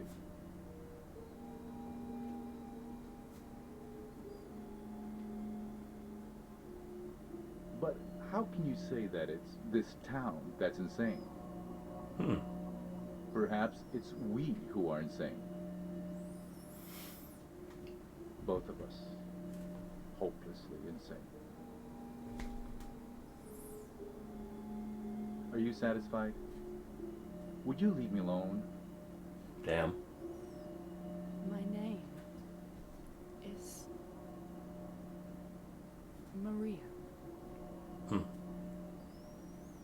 What's your name? Some hesitation there, like she didn't know it at first. Little details. Ernest. Hemingway? Baldwin. Ernest? I'll be back. So that's our introduction to Ernest, who is a character that is exclusive to the sub-scenario. Find out more about Ernest and some other things as we go. But now that we've talked to him... Fuck? Y'all heard that, right? Now that we've talked to him, and we've heard... It's almost like little footsteps running away, right? Let's see what the fuck that was. The metal plate over the fireplace is gone now. Looks like something busted it open. If we look in here, for some reason there's a ladder place in the fire leading up, or there's a ladder in the fireplace leading up. Along the way it looks like something that looks like a hole. Climb the ladder? Yeah. Now we go up here to this weird little garden. It's like an indoor garden area. There's also a red board. And a blackboard. Huh, these look familiar, don't they? Black metal board with square holes punched into it, found in the mansion's second floor garden. If we examine it, looks kind of like the obsidian goblet, doesn't it? When the dark grail is found, I shall dedicate this thing. You, who deny death, grant us fortune eternal. Is written on the back. What about the, this one here, the red board? Also looks a little familiar. Kind of like the Crimson Tome, right? The Book of the Scarlet Ceremony, as they say. When the crimson words are found, I shall dedicate this thing. O you gods deep in slumber, grant us fortune eternal. It's written on the back. I heard nothing. If I don't believe it, then it's not there. There you go. This, you know. Hear no evil, see no evil, speak no evil. I have my sound turned down so it didn't scare me. So, you can probably kind of guess what we're supposed to do with this puzzle. Like, this is one of those puzzles that's kind of easy to intuit. But let's see what we have here. It's like a grave, like a tombstone, right? It's like a grave here in this indoor garden. There's a square depression in the center of the tombstone, and above that is a carefully carved epitaph. Along with you died joy, all that remains is despair and a future of meaningless tomorrows. But I will never give up. One, to see your beautiful smile again. One, to beg the blessings of the gods. I wait for that day. When the boards cover all sadness too will be covered, but until my dreams return to reality, I will have to swallow all the pain. There's a key firmly embedded in the stone beneath the depression. No matter how hard I try, I can't pull it out. When the boards cover all, you can see there's holes punched in them. You see where this is going. I don't think it matters the order that you insert these, but we do have to kind of trial and error a little bit to figure out essentially how to insert these and cover up all the holes. Let's try to turn this one 90 degrees to the right. Okay, that looks like that was probably not the move. There's still a bunch of those still showing.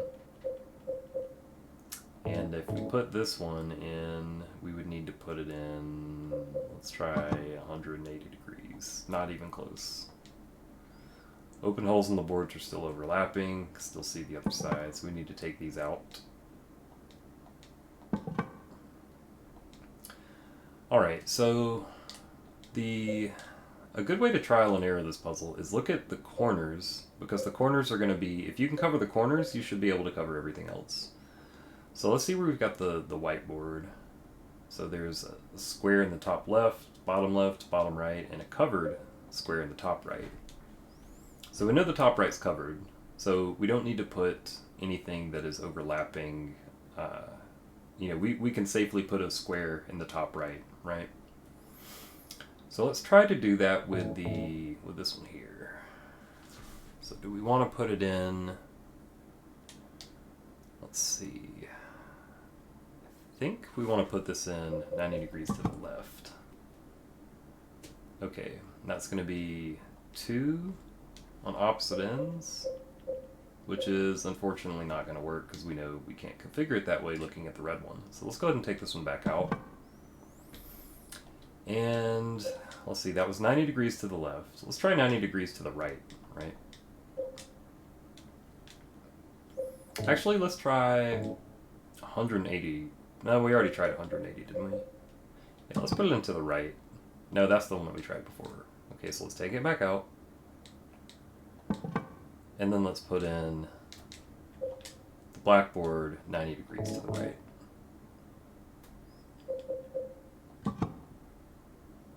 Okay, that still feels wrong. Let's see. Yeah, we need to do 180. That's right. Duh. Okay. So we'll go ahead and put this in and flip it 180. So that it's in upside down. That's looking better. Now we just have one of the squares in the middle and one of the corner ones to cover up. So we need to put it, I want to say, let's see, let me look at it one more time. Alright, so that's not it. We'll go ahead and take this back out. And then we will put it back in. And let's try...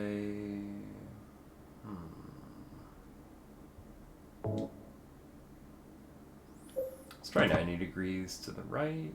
Nope. Is there something we missed?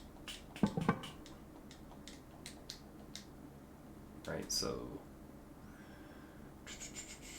It feels like this will still be wrong. What did we not line up right? Go ahead and take that one back out. Rotate it left 90. Here, let's try putting this one in. You know, let's try doing the red one first, actually. So if we put this in as is, okay, so that's going to put us one spot in the corner that needs to be covered up, and then two, kind of like one on the edge, one in the middle. Now let's look at the holes in this board. And we want to do it, let's see. So if we put it like where this is the corner that should be covered up, that won't work because this one will still be through. If we put this one in the corner, that won't work. So if we put this one in the corner, this one also wouldn't work because it has one there. Huh. Okay. So we are missing something on this. Let's take this one back out and put in the... Let's try putting this in a different way, right? Poop Monster says rotate 90 degrees to the left and insert. Let's try that for this red one. Okay, so now we just have two that we need to cover. We need to cover one in the top left and one that's right next to it in the center. And will that work? That we can actually do. We can just put this in as is. And now they're all covered. Good stuff. That is teamwork. When the three boards overlapped, the key came free. We got the acacia key. And I don't think there's anything else we can... Yeah, it just says the boards have been inserted. First try. Right. That's rad. One might even call it gnarly. Right, there's not anything else in here. That's pretty much the extent of the puzzles in this in this little sub-scenario. They're pretty straightforward. So now we've just got to find where that key goes. If we look on our map, I think there were like 2 locked doors that we can get to. I know the garage is locked. It's going to be one of the ones upstairs, right? So if we need to get upstairs, let's go back through here. Start walking on up. If we try this one first, that one's locked. That one's open. Okay, I think one of them was... Nope, that's not a door. That's where we got the whiteboard. So if we go back in here, maybe it was this one, or the door at the end of this hallway. Yeah, okay. Alright, so now we've got the acacia key. Big Resident Evil vibes. Walking through the mansion. Feels like we're really out in the Arklay Mountains, right? Out in Raccoon City. Oh, another little side room we can do. A little wooden horsey and what look like some children's toys. What have we here? The shelf is filled with fairy tales and other children's literature. I'm sure I've never read this, but somehow it seems familiar. Also got some matches. I wonder what those are going to be for. Small bed for a child. Also a creepy, hairless doll. Now that I look closer, it's filthy. Whoever lived here must have really loved this thing. Stuffed animals line the top of the shelf. Nothing very interesting. Oh, I missed it. This is one of those things that it only gives you certain flavor text the first time you look at it, and then it won't tell you anymore. I mashed too fast. Oops. Let's go on and go... Oh, we can't go here. That's gated up at the moment. Dirty masher. Now we have whatever the fuck this is. This... Oh, no, she fell out the window. Don't move her. What happened? What?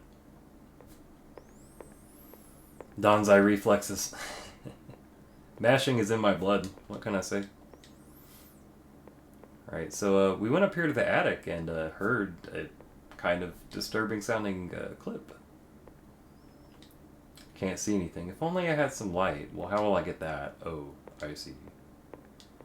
There's a convenient little candlestick that we conveniently have some convenient matches for. Gotta walk over to it. Yeah, there's a candle here.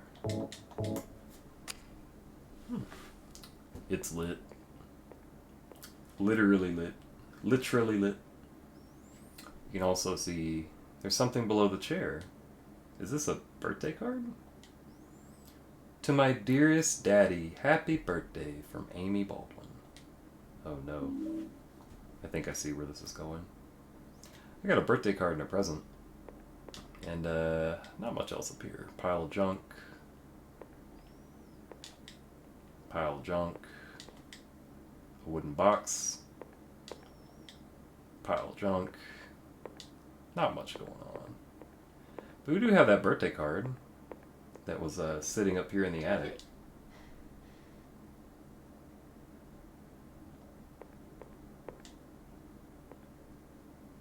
Give it.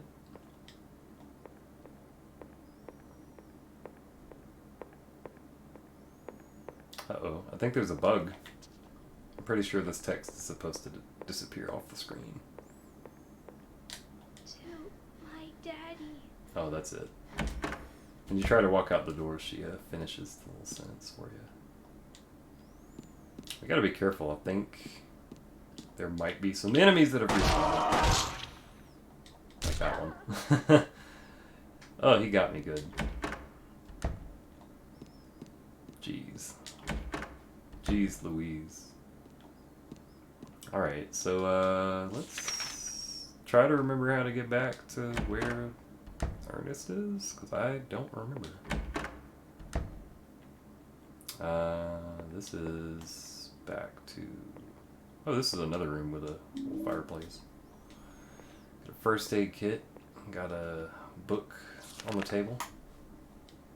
There's a book here. It looks like a plant encyclopedia. Acacia. Same name as that key.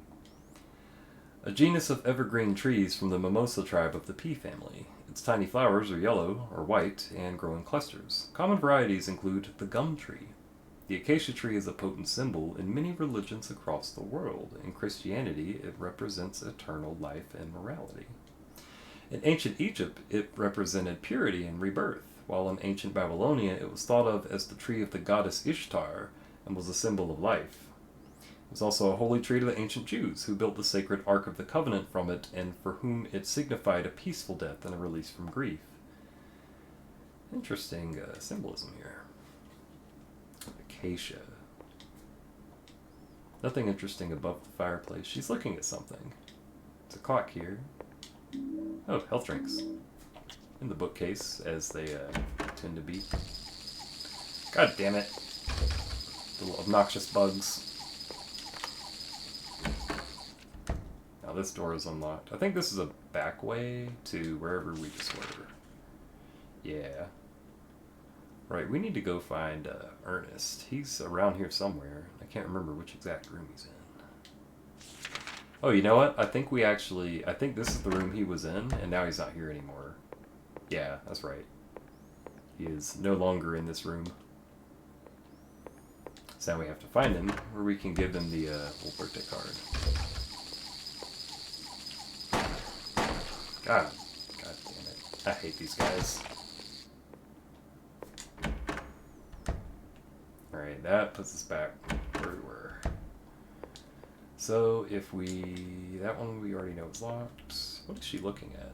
I think she's looking at the body, the bug body. This looks like some shit out of Fatal Frame. It's creepy ass shit. Right, we don't want to go down there just yet, I don't think. At least we want to check these other rooms first. Broken. Vase and the lion statue. Alright, I guess we're going down the creepy stairs. Just want to make sure there's not like a side room or something. It's been forever since I've done the sub scenario, so I don't remember much of it at all. Right, so... well, another door we can go through into another creepy area. We'll check that one in a second. We want to make sure... It's a good general tip whenever playing Silent Hill, like any of the older ones, is try to like check all the doors, even if it does take you to another area.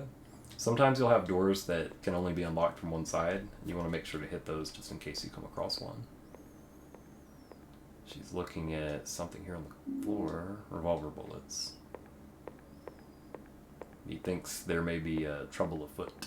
They're giving us bullets. Nah, there's not much combat here. Health drink, bullets. Some what appears to be extremely moldy, gross food. Nothing here I can use now.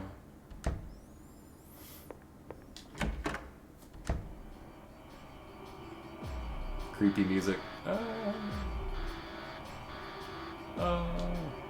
What is... oh my god. Almost didn't see him.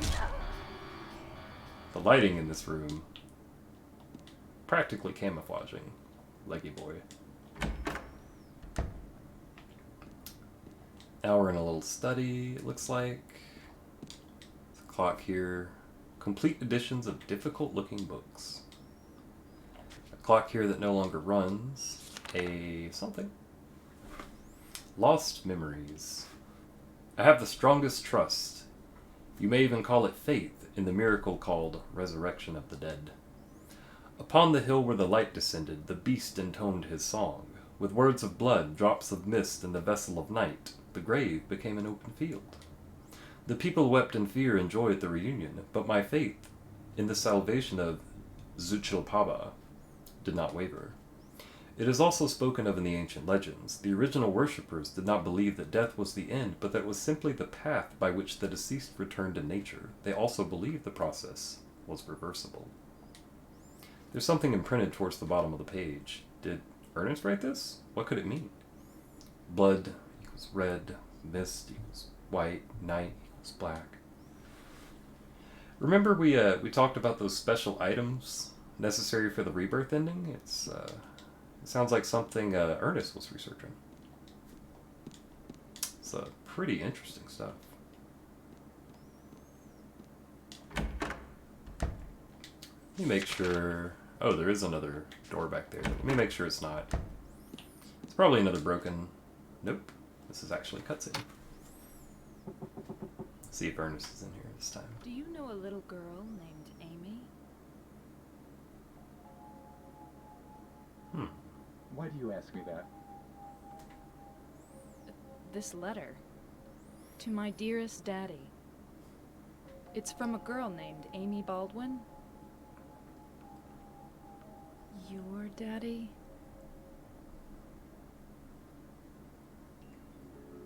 Yes.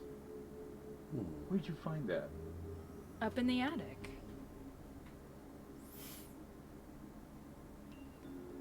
Oh. What a fool. Now. It's too late. I finally understand why.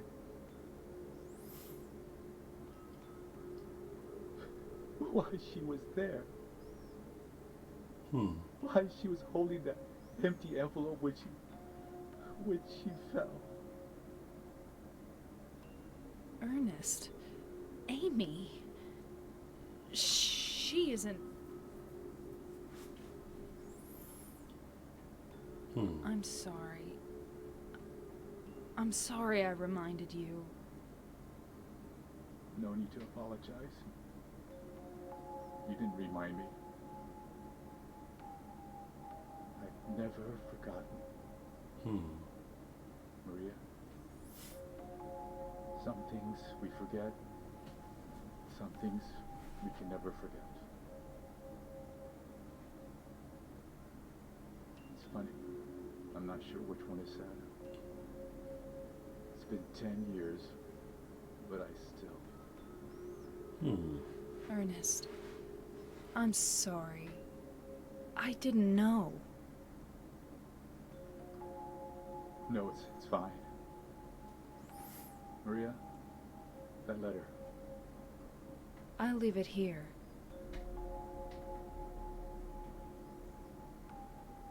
Thanks.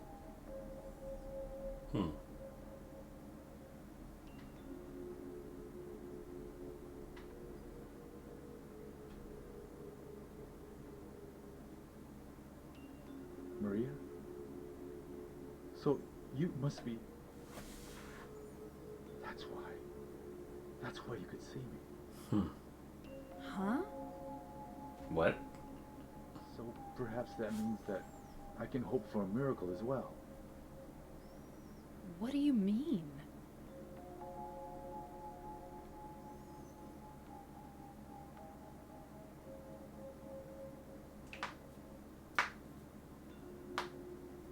In the apartment next door, there's a bottle containing a white liquid. I don't know exactly where it is, but I know it's in there somewhere. I must have it. You... want me to get it for you? Please. Why don't you just get it yourself? If I could, believe me, I would. But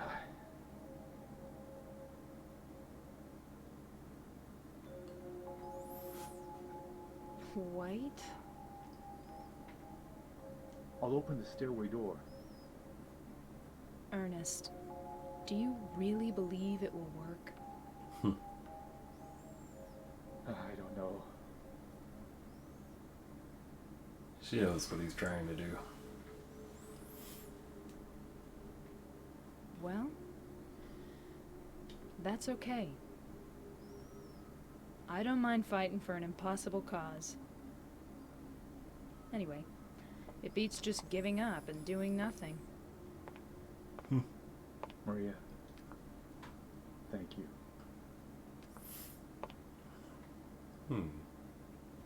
So now we have a new objective here. And I agree, Sid. The teddy bear text being one of the ones that doesn't repeat is pretty interesting. I was not expecting it. Oh, that's where we already looked at that.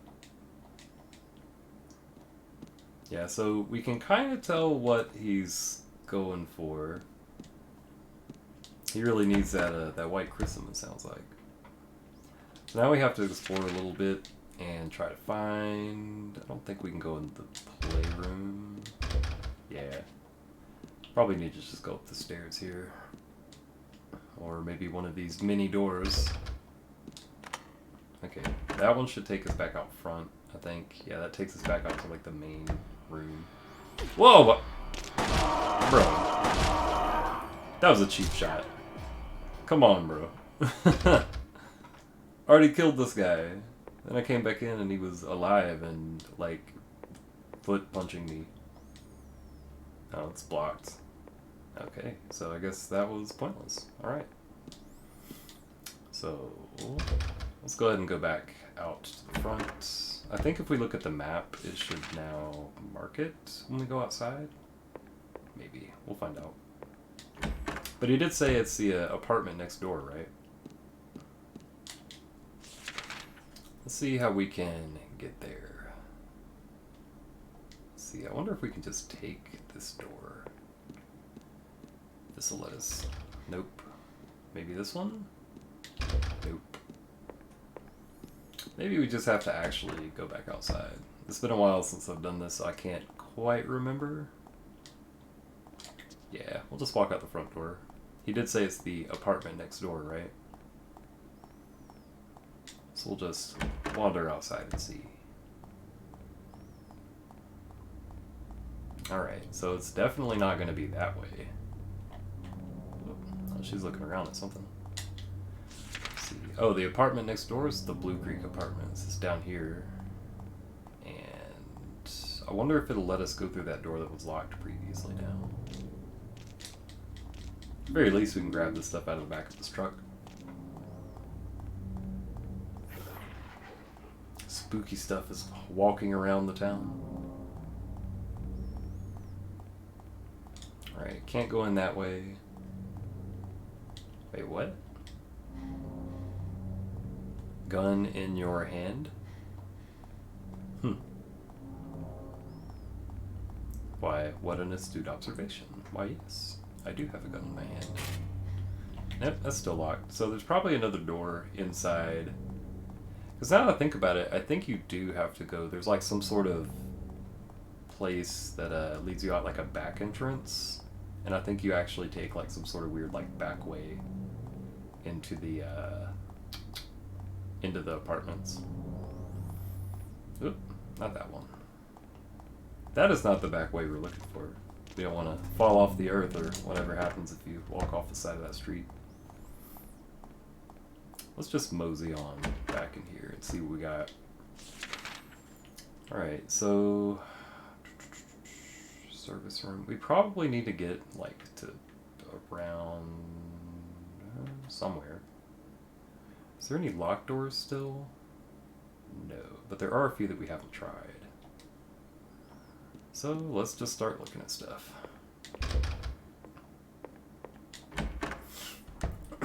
I guess it makes sense to start with the most recently accessible areas. Oh, see, now he's dead when we came through here. That's whack. Alright, we know it's not through here. I wonder if we talk to Ernest again if he gives us a hint. You think miracles really can happen? Maybe some more dialogue at least. This is Silent Hill. Yeah. Maybe that's the problem. Oh, Maria, you think too much. I'm from here. This is my town. An actual Silent Hill resident. Interesting.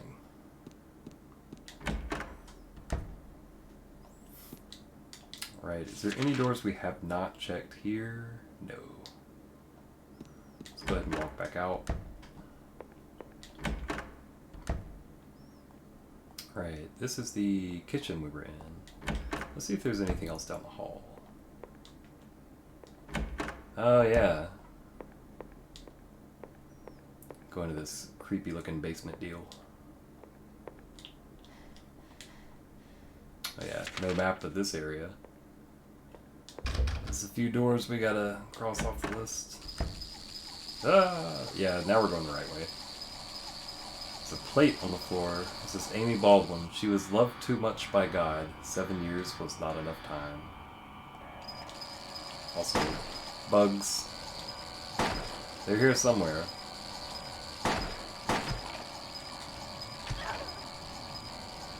One of them's down. There's another one here. Here? No. Oh, there he is. Yeah. Give him a good stomp for good measure.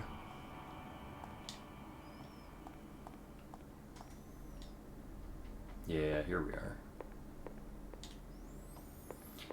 So now we're at the top of the stairs. Let's try to find the way out of this giant ass house. Should be right here, right? Keep out of haunted mansion. Subtle, huh?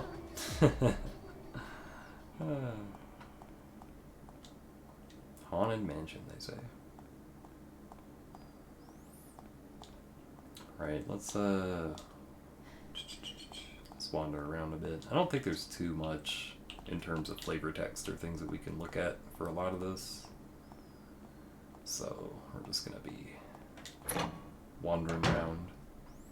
You guys recognize where we are from our first playthrough? You know when James jumps through the apartment building to the, he jumps through the window or jumps through the door where there should have been a fire escape, but he just jumps through the window of another building and it takes you here.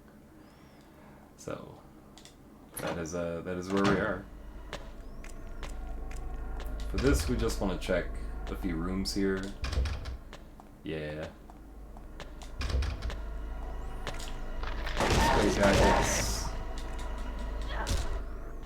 step on him.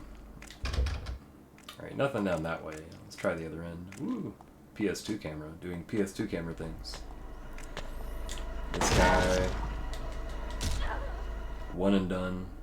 One bullet, one stomp.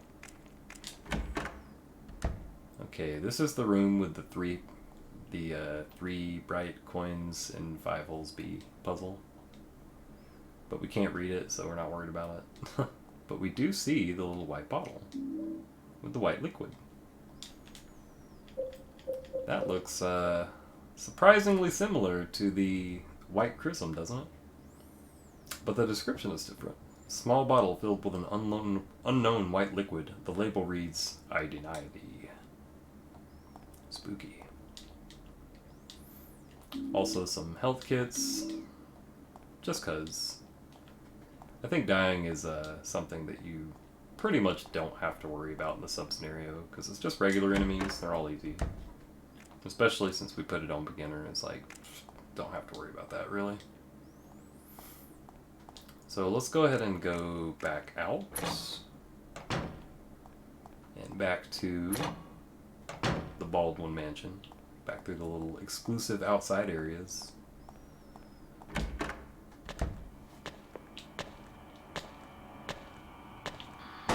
Lighting. You just see the shadow in the hallway before you see anything else. Maximum creepiness. But in any case, we did the little errand as requested by Ernest, so we're going to take this back to him and see what he says. I mean, you guys have probably figured out what's going on. The twist in the sub-scenario is not super subtle. They give you some pretty big hints. But just in case, I'll keep a lid on it until we get back to Ernest. Get it straight from him. Study? This is where he was, right? That's where he was last time. Yeah. Oop. Thank you, Maria. That's the only item I couldn't get myself. By the time I found out about it, I could no longer leave this house. So long. Yes, but Will... Maria, the gods are here. You know it too. You were born in this town. I'm not sure God is the right word.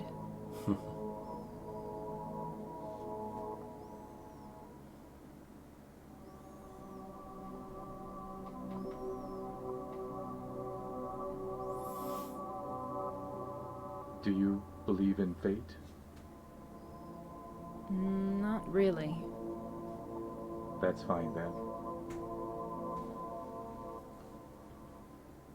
Ernest, can I open this? This is a dead end. There's nothing beyond here. I know. So, what if I had said I believed in fate? That James. He's a bad man. James.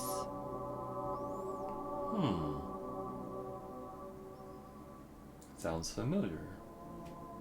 But at the same time, it doesn't. Curiouser and curiouser.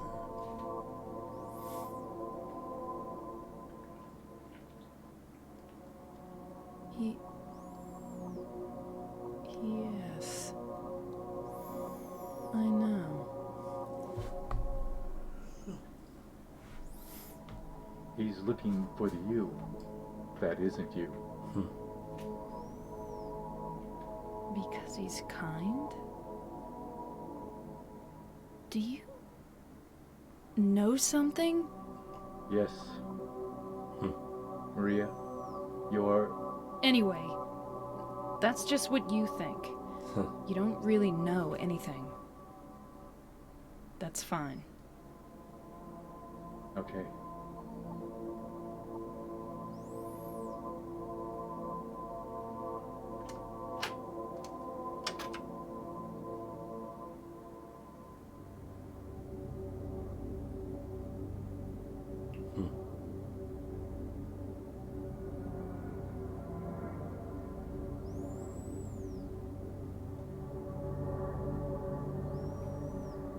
Creepy.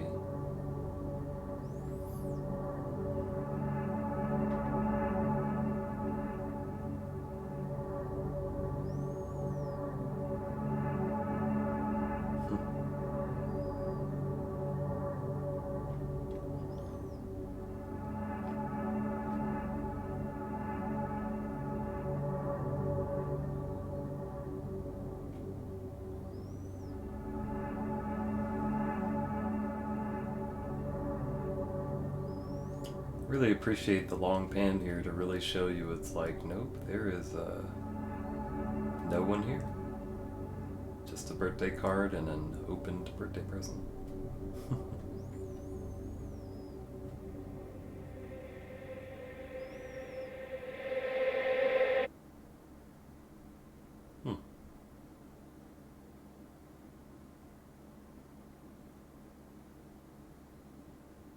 Well done.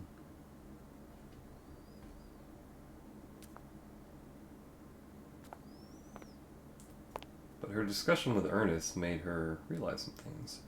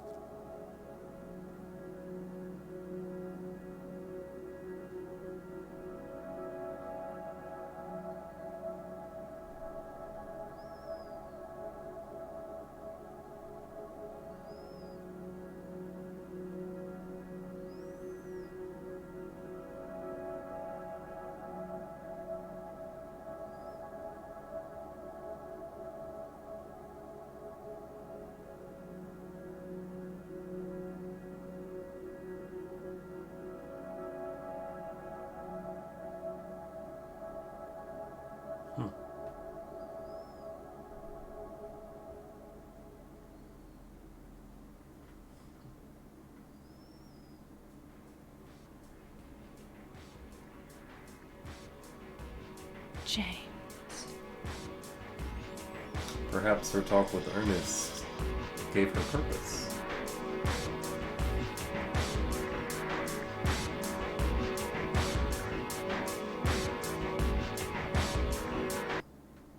Mary?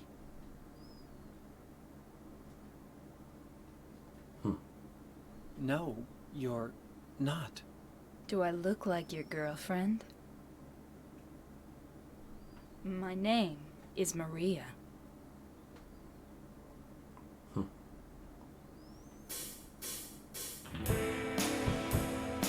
And that is going to be the ending for the sub-scenario.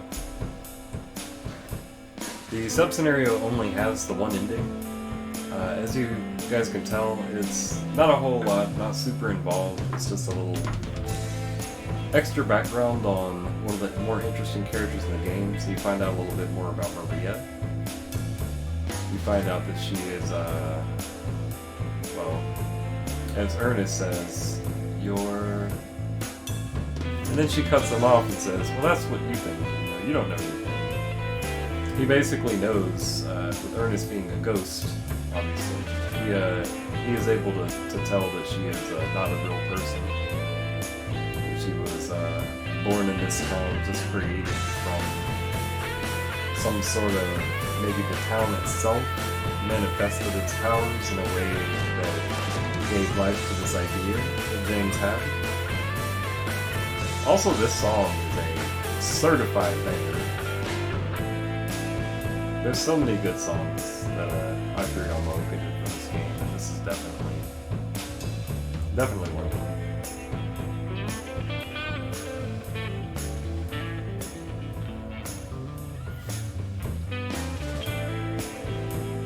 Yeah, she essentially realizes, talking with Ernest, she realizes that James is a bad man, and she realizes that her purpose is not to, she contemplates suicide, but she realizes her purpose is to, she's really there to punish James, or to assist in punishing James for his sins. So she seeks out to find him and do that.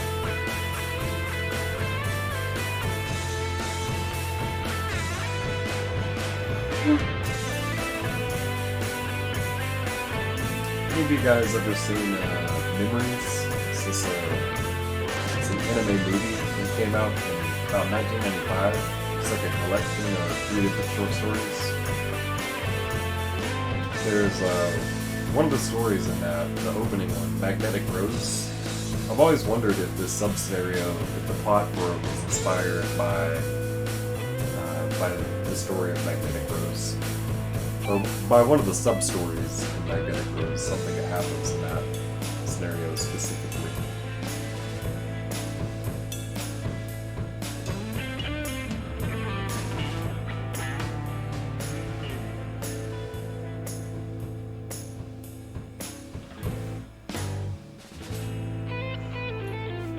It is absolutely bizarre that this came out 21 years ago. That is blowing my mind. And I still feel like we haven't really seen another game like this, which is kind of sad. Oh no, it's the giant unskippable via controller, unskippable credits. But yeah, you can get a result screen for the sub scenario, which it doesn't really matter. There's no rank that you can get, which is why it's like the orangish kind of text means that it's like grayed out. It doesn't apply. Same thing with the boat. We don't take a boat on that, so it doesn't matter. There are no endings, there are none of that stuff, but it gives you just some stats here, just for funsies, for your reference. Yeah, you can tell the sub-scenario is pretty short. We just cleared it in 35 minutes, and that's taken probably a little longer on the square puzzle, the board puzzle, than we should have. But hey, we can save some clear data for it. You'll notice the save background reflects whoever you're playing as. That is an extremely high def, high res photo of Mary. I'm sure that that's probably new. Like, I'm sure the Enhanced Edition team probably put that in. But in any case, it is now almost 8 o'clock here. We've been going at this for just under about 3 hours. I think we are going to go ahead and call it a wrap for here. I do want to say I appreciate you guys tuning in to these Silent Hill streams so much. It's just so cool. It's like I said before, like this is my favorite game of all time, and sharing some of the knowledge that I've accumulated about it over the years has been a lot of fun. I hope you guys have had fun too, and I hope that you guys have a good rest of your weekend. We'll be back tomorrow with more fighting game stuff. Plus we'll do an episode or a segment for the Pit tomorrow at 8. Not sure what it's going to be on, but I do have a couple of topics that I'm considering for it. Yeah, I will hopefully see you guys tomorrow at 8 p.m. Oh no, there's a Justice Mirror in Grand Finals. Whoa. Where's the getting sick emoji? I need the vomit emoji to express my emotions about this. Justice Grand Finals. That sounds like Justice Mirror Grand Finals. That sounds like a whack mirror. It sounds pretty silly, but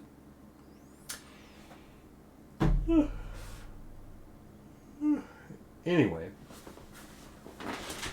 I'm gonna go ahead and head on, but I do hope you guys have a good one, and I hope you had a good time on the stream. We'll hopefully see you tomorrow at 8 p.m. Eastern, and y'all take it easy. Later, guys.